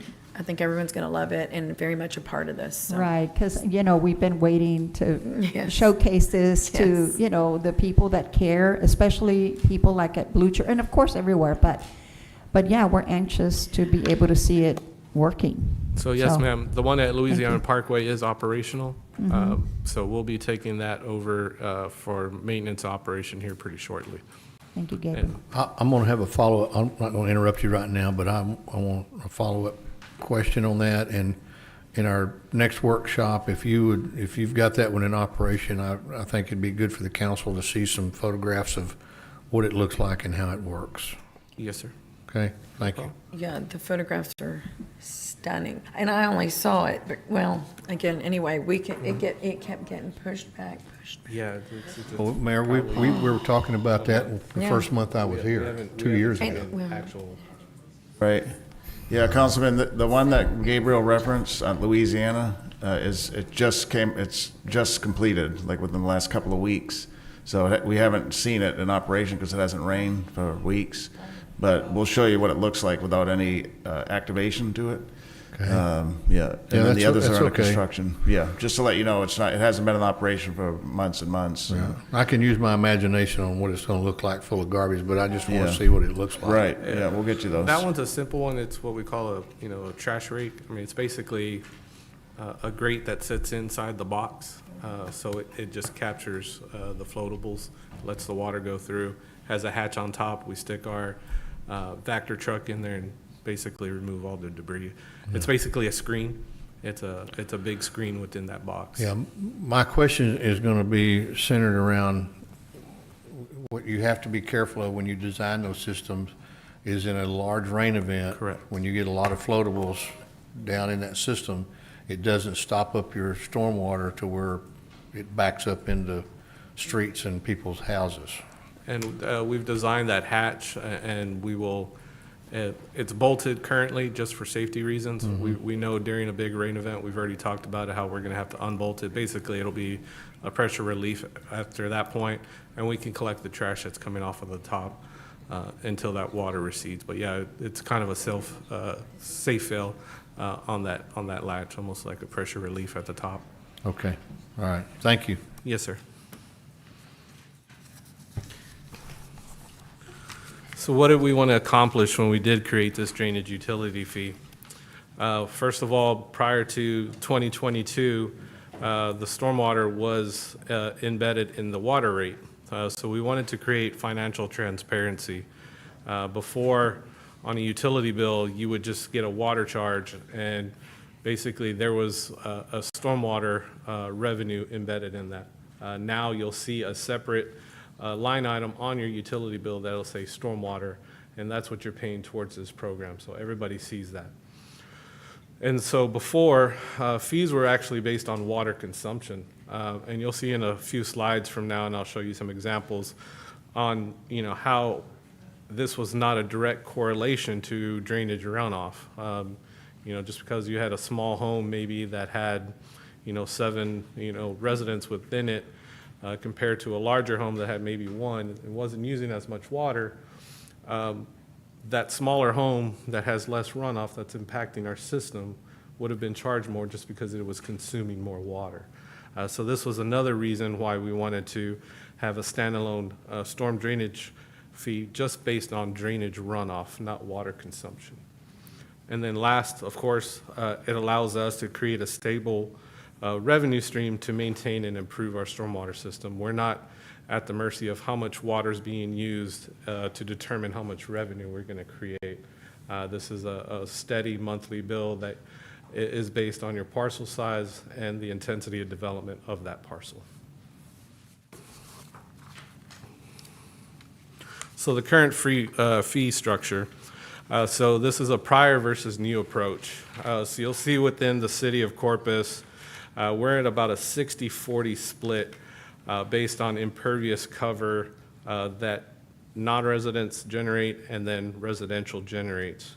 Prior to the fee structure, like I was saying, it was based on water consumption. So the stormwater revenue that was coming in was not matching the stormwater generated by the different types of parcels. So now with our current fee structure, you see that now everybody's paying their fair share on what they're delivering to our stormwater system, is that 60-40 split. In that the middle pie chart, Gabriel, that was the previous fee structure. Correct, that was based on water consumption. That was the one when it was based on water consumption, you could see it wasn't equitable. So the far right chart now is the current rate structure. We're collecting 60% from non-residential. And when you look at the far left pie chart, that's where the runoff is coming from, 60% from. Yes, sir. Right. And how are we compared, Gabriel, to our other cities on that storm water rate? Since Everybody bases their rate on this kind of theory of impervious cover, how much water you are generating towards our system. But like I was explaining to Councilman Klein, everybody kind of does it different. You can base it on, every 1,000 square feet of building you have, every 10,000 square feet of property you have. It's just how you break it up. So everybody does it a little bit different. I believe Fort Worth was, how many garages and bedrooms, and you can. There's plenty of ways to skin a cat, but it's based on how much stormwater, not water consumption. Well, I don't have the article with me, but there was a recent article that was sent to me that our area has one of the highest utility rates, and I was just wondering, do we know that? What is a comparison with other cities? Do you know? It's all relative, right? Stormwater, wastewater, just. And we did benchmark, and it was around, the same as other cities. I can get you that information. Of course, it'll be a couple years old. That would be helpful. When we originally did this, we benchmarked those 8 top-tier cities. That'd be helpful. Thank you. Yes, ma'am. Under the current fee system, and maybe you're going to get to this, help me, I think I understand it, but I'm not sure. Do you calculate the acreage, square foot of property and then divide it in half, or do you look instead at impervious surface on the property? I'll get to that. Okay, sorry, I'm ahead of you. It just comes out to be half, but that half is a scientific basis. Right. Yeah, Okay, I'll thank get you. to that. Yes, sir. So, a basis, like I was explaining, all of these cities do, is based on a impervious cover. You can see on the left side, you have a park that's approximately 35% impervious cover versus a business that's 85%. You'll see, you're going to get more runoff off of the rooftops, off of the parking lots, and then the park's going to generate a little less runoff. And not to be confused, grass, lawns, vegetation, they still generate runoff towards our system, but not at the rate of a parking lot, a rooftop, that it just runs off. So you'll see the difference in percentages there. So we'll get into the parcel types, so our rate structure. So we're split into 2 rates, single-family residential and a non-single-family residential. So a single-family residential is split up into 3 tiers, and then within that, we've come up with an equivalent residential unit, an ERU, something we can do an apples-to-apples comparison when we get to the non-residential rate. So with those 3 tiers, it's a flat rate based on an intensity of development, that 0.5 that Councilman Klein was referencing, and I'll get to that. And next, we'll get to the non-single-family residential rate. So that's it's based on an intensity of development factor, and the next slide will show those factors. But what we do is your parcel area times that intensity factor And here we have an agricultural example. So you'll see 22 acres, convert that to square feet. Based on the next slide, you'll see their intensity to develop is 0.05. Like I said, even though it may be grass, whatever it is agricultural, it'll still have some kind of runoff towards our system, but very, very little. So that's their square footage is multiplied by that intensity of development factor. And then, of course, we bring it all back to an ERU, which is equivalent residential unit. So you would see this 22 acres is pretty much generating what maybe 15 households would be generating based on that ERU. So we bring it back to an apples to So the apples. 3280 square feet on a SFR, is that the lot size or is that the house size? Or the No, sir, rooftop that's, size? that would be the 0.5 impervious area of a typical. So what they did is they pulled a sample size. So we had a consultant, Raftelis, do this at the beginning. They pulled a random sample of parcels within the city of Corpus. They took the median of that, not the mean, not the average, and the median came out to about 3280 square feet of impervious cover for a single-family residential. Okay, so that, the impervious cover would Is be, based on a total parcel size. So if you have a, your RS 4.5s, your RS 6s, you would multiply that by 0.5, and get that ERU. So the range, the median was about 3280. okay. So everybody is, you're estimating that everybody is the same when you calculate their original stormwater fee? Well, no, that 3280 is just used for the non-residential, kind of brings them back to an equivalent residential unit, because their rate is the same as our median Tier 2 residential rate. So whatever you see for the Tier 2 residential, you'll see the same rate for the non-residential, but it'll be based on an ERU. So like I said, they're generating like 15 Tier 2 residents worth of drainage towards our system. So that's why their rate's the same. We kind of just bring it back to that median range. Okay. I've got a comment, or do we ever include, like, we already know that trees offset some of the stormwater. Is it possible to include, like, if we have X amount of trees, maybe to help some of the customers to encourage more tree planting? Because it would offset some of the stormwater drainage. That'd be all included within that kind of green space area. That green space area is given a very, very low factor that contributes to our system. So, it's within that whole calculation of an estimated impervious cover. So it doesn't matter if you have 1 tree or 10 trees in your residential property? No, ma'am. It's the same? Yes, ma'am. Okay. Not But we for the- couldn't. Yeah, not for the rate, but it does matter, right?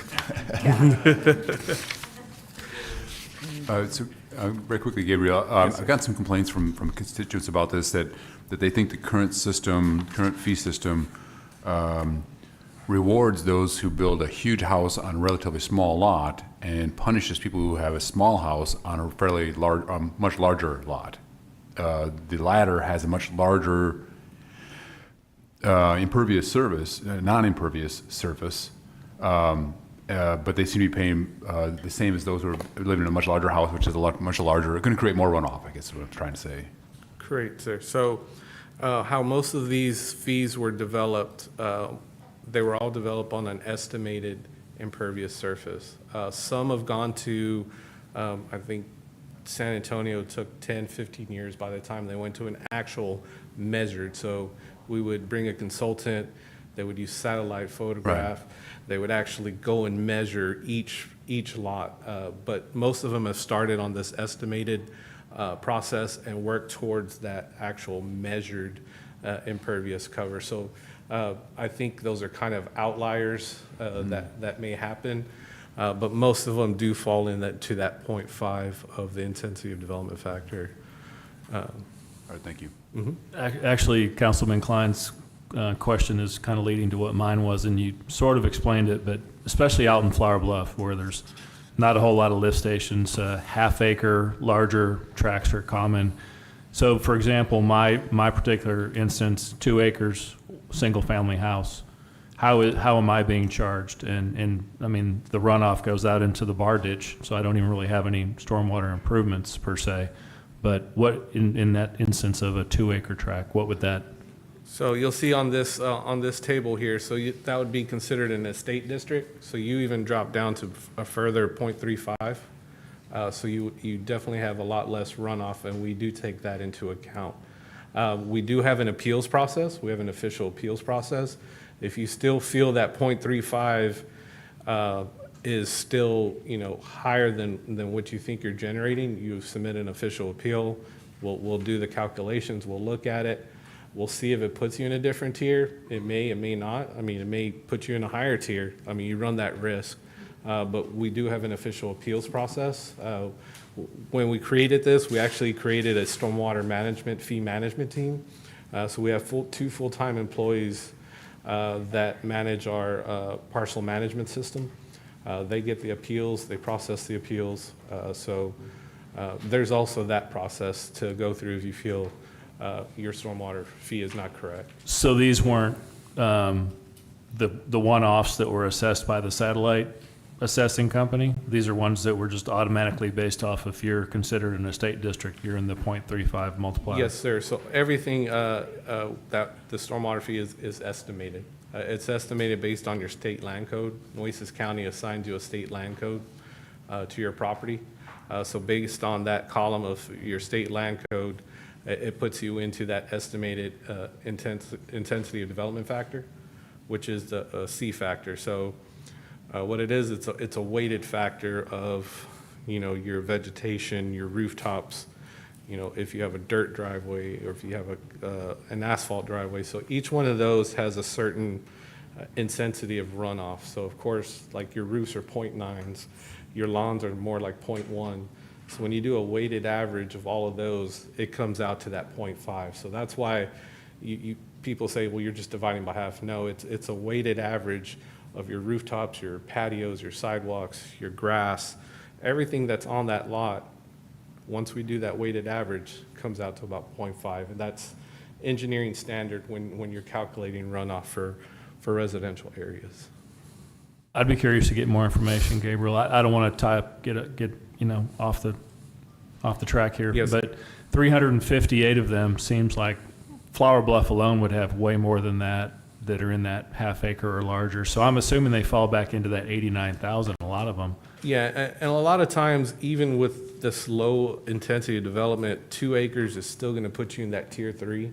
I mean, you can probably go all the way down to 0.1, but you're multiplying 0.1 times 43,000 square feet, you're still going to be in that tier 3 category. So even if you're barely generating a runoff, just the sheer size of those parcels are probably still going to run them into tier 3 category, because tier 3 is anything over, I believe it was like 4,500 square feet once we multiply it by that 0.5. So even, like I said, if you have 2 acres, you're talking 80,000 square feet.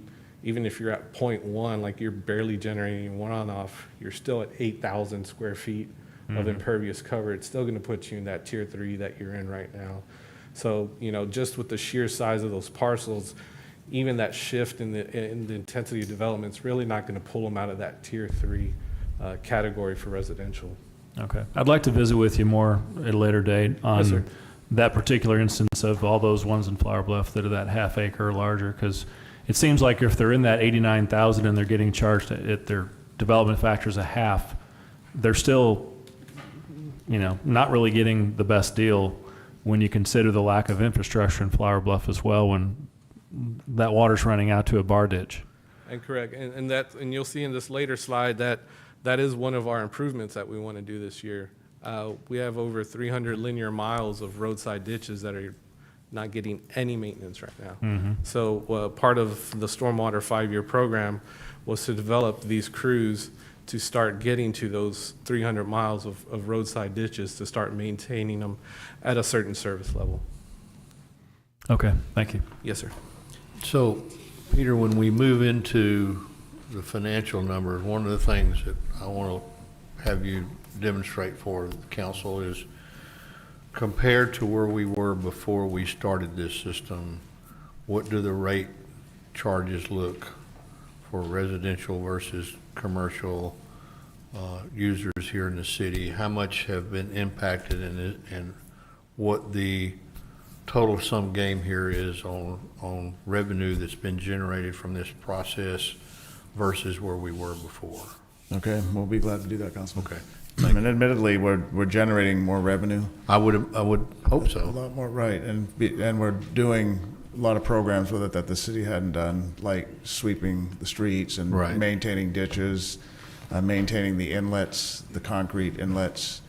I Yeah, think but one of the things that we sold this program on to residential users was the fact that there was going to be a trade-off. You know, you're going to have this new stormwater fee, but your water rate fees should go down.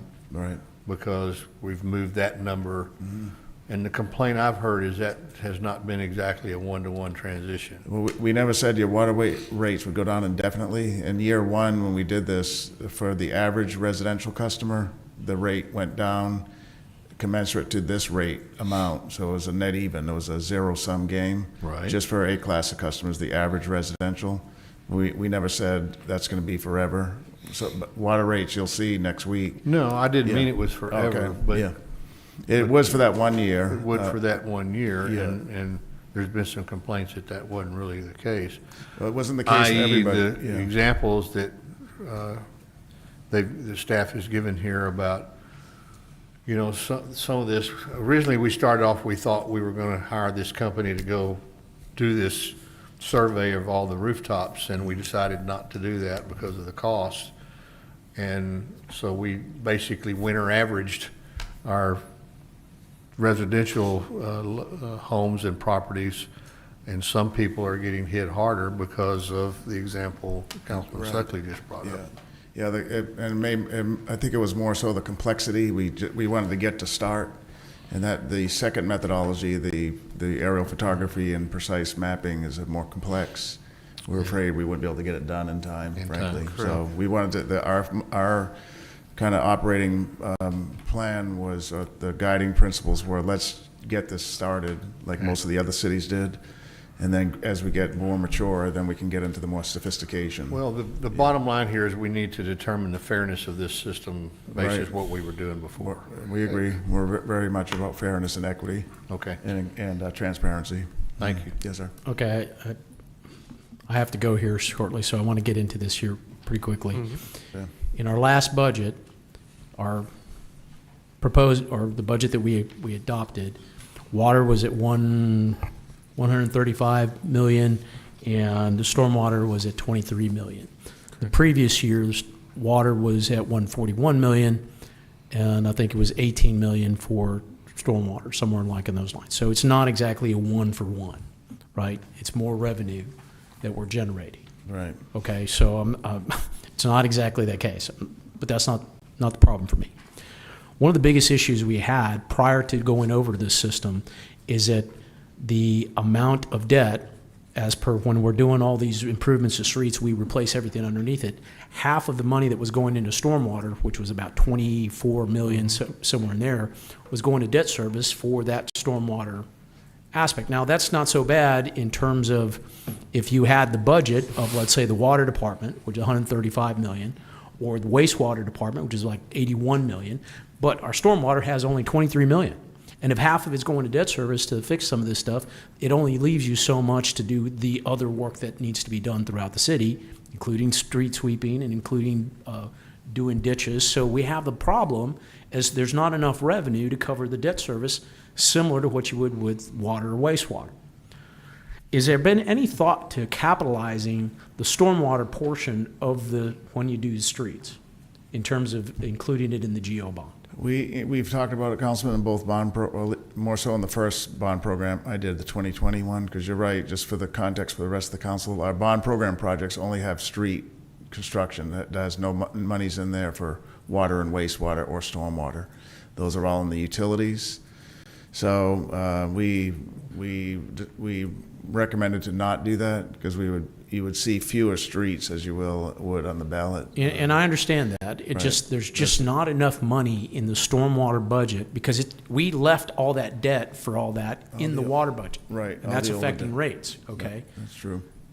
So I think we can continue with leaving it as the revenue bonds for the water and wastewater. Right. But it's very difficult on the stormwater if you're going to try to do both. And it's only going to increase from here as we do more streets, right? You're going to have more debt service on the stormwater, and it's going to be more and more of the budget as you go along. So you have two options. You either capitalize it as part of that, part of the bond, or you increase your rates to cover that debt service. Right. Right? So I think we should consider capitalizing the stormwater portion of it, especially if we're going to continue to use RCP for all these projects, even under concrete. I know there's still that argument about HDPE versus RCP under concrete. Yeah. And I'd like to make sure that we have at least still looking at that, because that could save us tons of money there. But if not, at least capitalize it Yeah, we can look at that for the next bond program for 2024. and see what that's going to look like. I Yeah. mean, it's going to at least look at it, because Yeah. I just don't think we're going to be we're going to continue down that hole. And I'd rather use that for doing the stuff that stormwater needs to do, Right. right? Okay. And that way we don't have that upward pressure on rates. Right.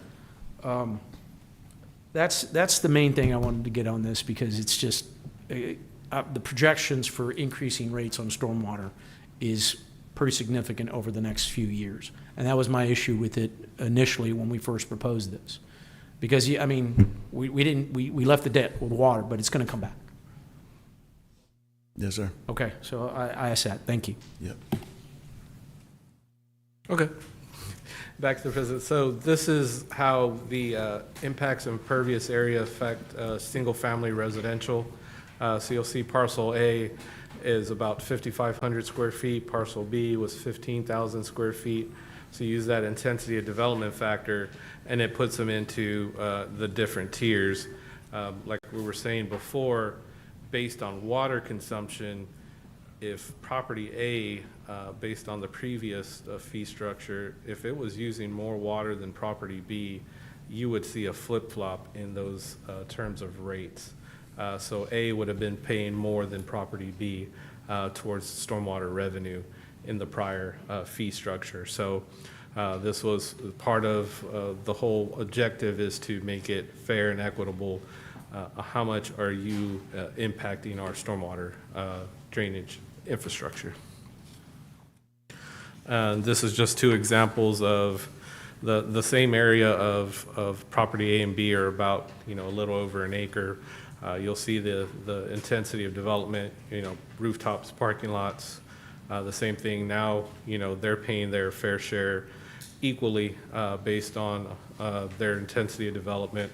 And just like before, if property A or B was using more or less water, those rates would be varied just based on their water consumption. Now, all commercial also are paying their fair share towards the stormwater fee.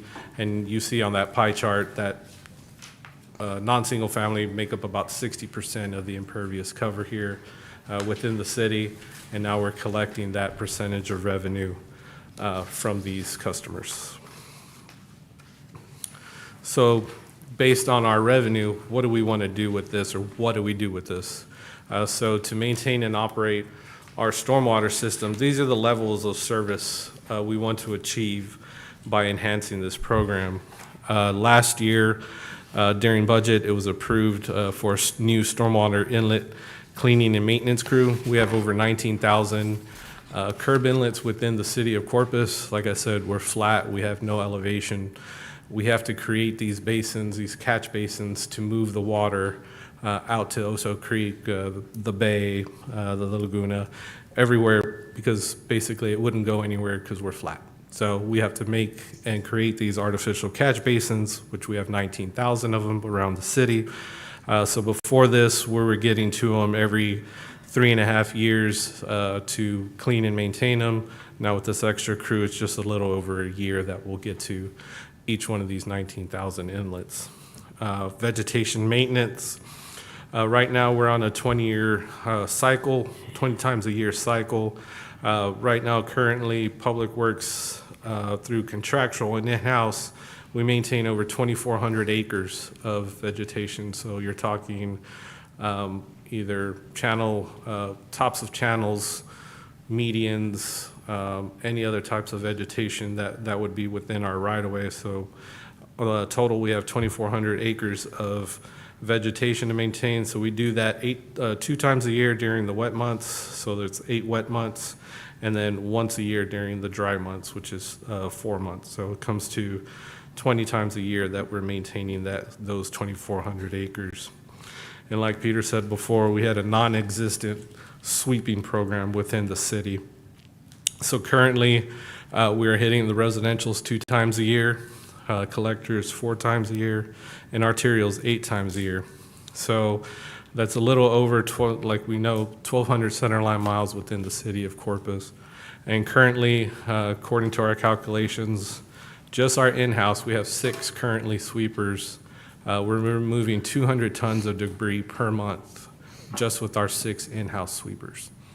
So, you take that plus our contractual, how many tons of debris we're taking off the roadway that won't be going into our bays, our creeks, and our estuaries. Exactly. Per month, sir. Yes, sir. And correct, sir. Is that a good goal? Is that, It's better than 0. I know, no, yeah, but can we do better?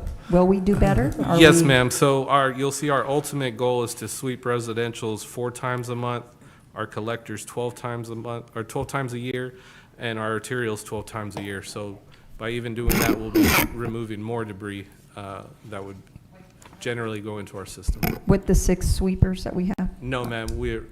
Every year we add 2 sweepers. Okay. So we'll be up to a fleet of 13 by FY27 to achieve that. Okay. And what is why is the magic number 13? Is that based on the size of the Based on the city? center line miles and how many times we want to the hit center them. line. So we know how much they can drive per day. Right. And based on those center line miles and how many times we want to hit them per year, we figured we needed about 13 sweepers to get to that goal of FY27. And that would be all in-house? Yes, ma'am. That would be all in-house. Right now, it's both, right? Correct. Okay. Again, that's something we ought to be advertising. Yeah. If we're doing More public so. service announcements.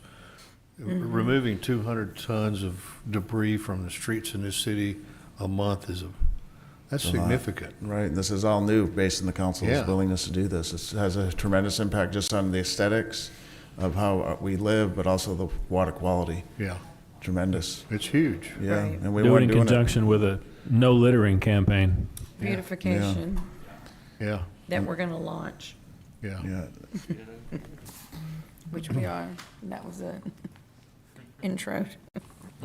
So the next service is minor channel cleaning and maintenance. Currently, there's about 340 miles of minor channels. So these would be your roadside ditches, the ones you see in Flower Bluff, like you were explaining, off of Don Patricio, those areas. Not the major channels that you see, kind of what we call Master Channel 31, Shannon Ditch, all those major ones are included on the next one. But the 340 miles of minor channel maintenance, that's one of the improvements we're looking at adding this year. Currently, it's as requested, but over the next 2 years, we would like to add 2 crews that would get to about a 3-year cycle on those bar side ditches. The next one, that was our first major improvement when we first adopted this in 2022, was a major channel restoration and maintenance crew. So that doubled our fleet. So before we were hitting the channels about every 4 years, the major channels, and you're looking at about 200 miles of those major channels within the city. And like I said, those are the ones that convey the stormwater once it rains. So those are very important to keep up with maintenance. So by adding that extra crew, we were able to cut that 4 years to every 2 years. And looking at our production reports, we are hitting that every 2 years now. So we are meeting that goal.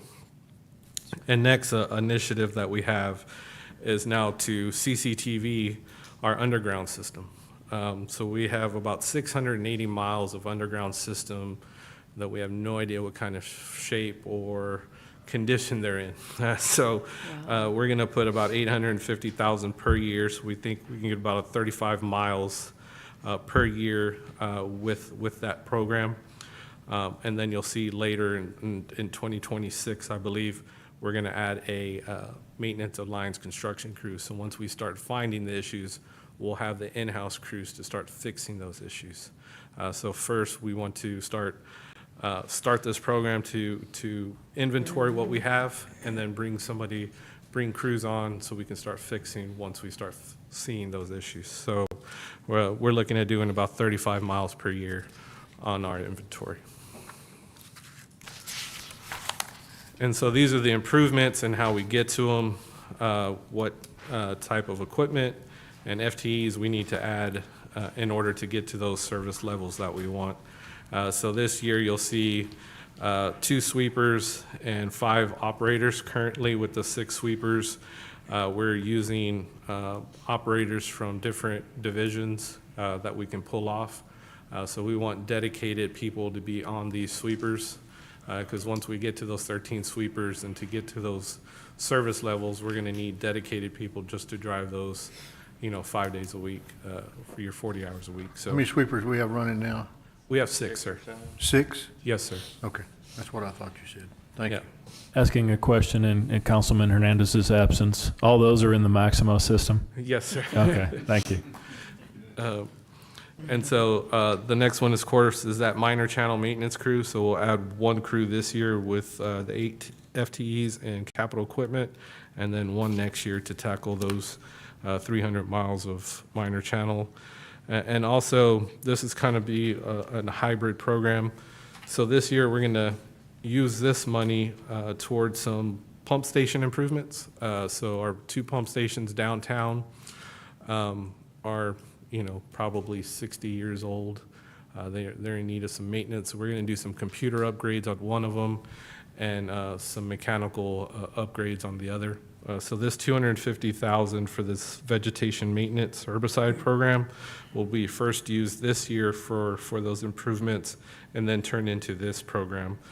So there's equipment that you can attach to these street sweepers that can also herbicide the curb and gutters that you see grass growing that could potentially, hold water or hold, the drainage back during rain events. So we're going to target a more herbicide program so we have less vegetation maintenance in these areas. So it'll switch from kind of a pump station to this program within these next 2 years. So that money will be there this year, and it'll be a recurring $250. So we'll use that towards our herbicide program going in the future.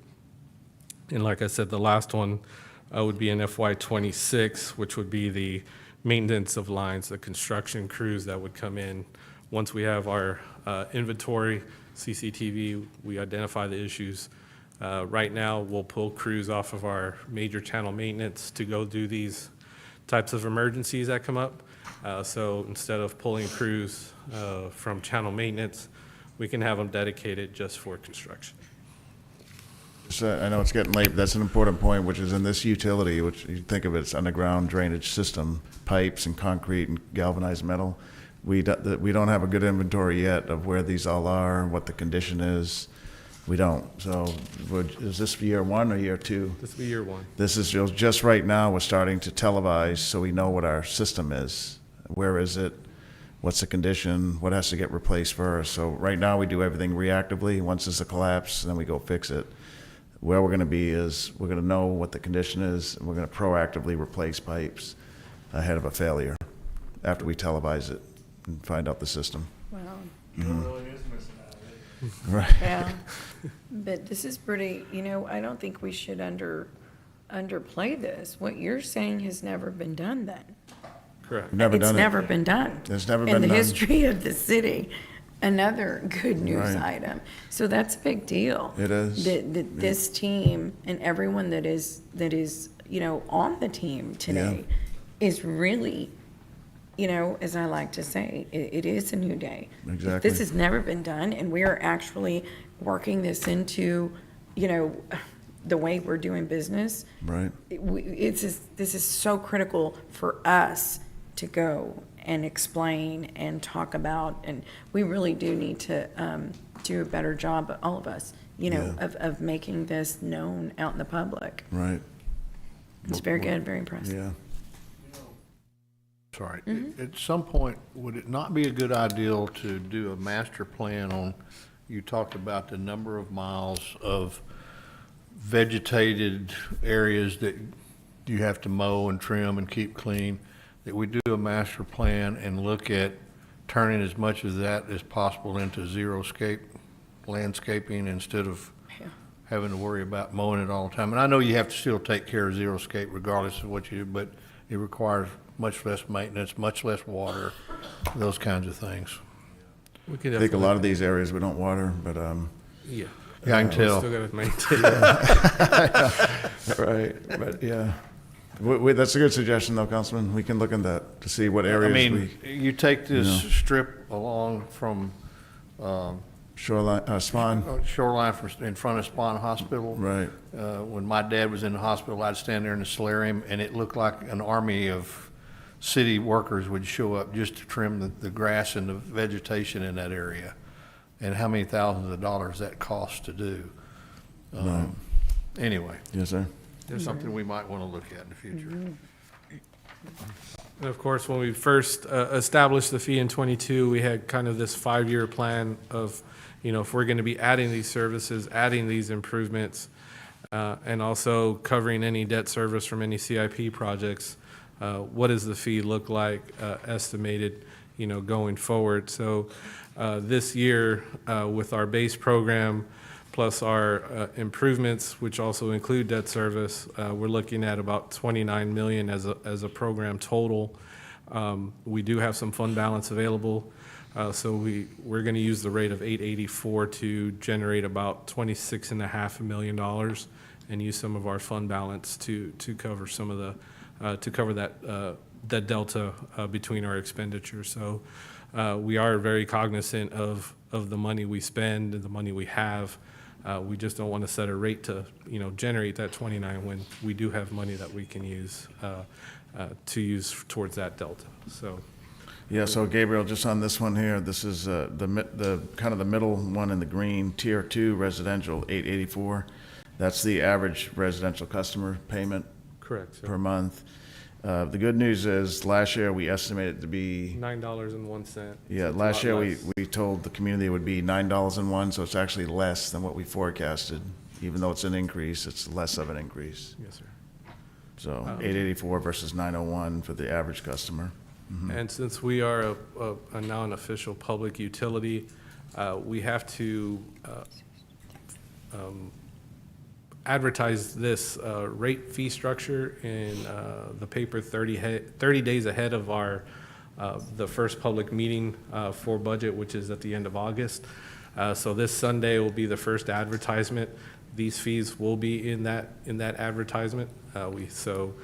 Just kind of giving you all a fair warning, if y'all get any calls from constituents, this is what they'll see in the paper as a public notice of that 30 days prior to that first budget meeting, which is also a public reading. This being, I don't know if you can see it, but what I boxed in blue, they're going to see the Tier 1, Tier 2, and the non-residential rate.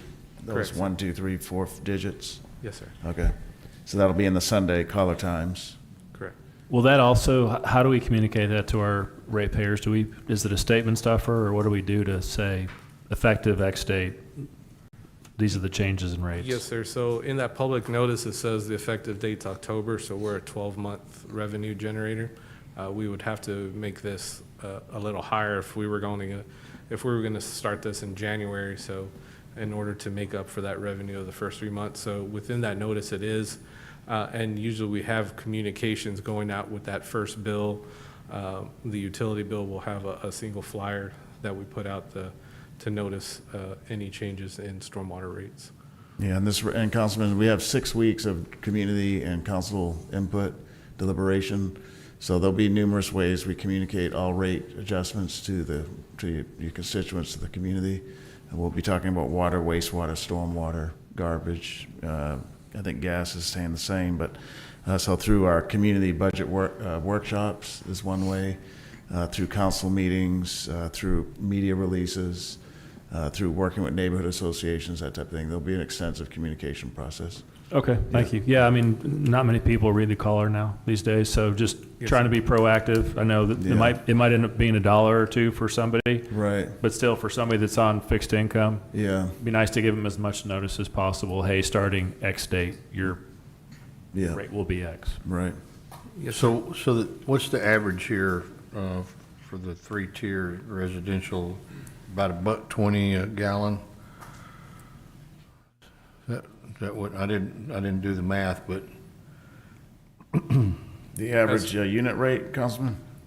yeah, so in other words, what you're proposing is for residential rate tier 2, it's gonna go from $7.69 To $8.84 a month. per thousand? No, sir, this is. Per month. Per parcel. Per If you month. fall into that tier 2 category based on that 0.5, that's your rate, $8.84 per month. That's a monthly fee, Councilman, period. Just- Yeah, $8.84, no matter what you do with your water or even your home for that matter. So it's gonna go up $8 and Yeah. to $8.84. Right, it's going up $1.15 a month. $1.15 a In 1 month. month, yes, sir, per month, Per $1.15. month. And it was gonna go up to $9.01, but because of fund balance, we're able to keep the rate lower, the rate adjustment lower. All right. That's for all classifications. We're just focused on the middle one, but the 663 is lower, Yes, sir. even They'll all the be low. non-residential rate. So regardless of what a residential customer's paying now, they're gonna pay $1.15 more For tier 2. Per month. Tier 1, for tier 2. yes, for tier 2. $1.15, right, $1.15 more. Tier 3 would be, I didn't do the math on that. Almost $2.01. Yeah, $2. Yes, Right. sir.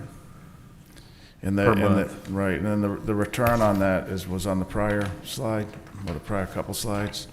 There's a programmatic approach. So with those additional dollars, we do more street sweeping, Right. more minor channel maintenance, and vegetation maintenance in the right-of-way. More of it. And one of them is for the first time, right? The minor channel maintenance, the bar ditches. Yes, sir. So this will begin to give the city a program to maintain those on a frequency. Right now, we don't. We just, when something backs up or somebody calls, that's what we do. But now this will be on a routine maintenance, and it's every 6 years, which is obviously too long. So it's, by year 25, it'll be every 3 years. We'll get out and really maintain those bar ditches. But again, it's having that programmatic approach, not a reactive, too late after the fact approach. Yeah, no, that's, I won't harp on it, but back to the larger tracks in Flower Bluff, tier 3 people are going up $2.59. So again, paying even a larger share of the rate. And so again, I think it warrants a discussion to figure out how that's fair, especially when there's zero infrastructure in many of those areas. So Yes, sir. I move.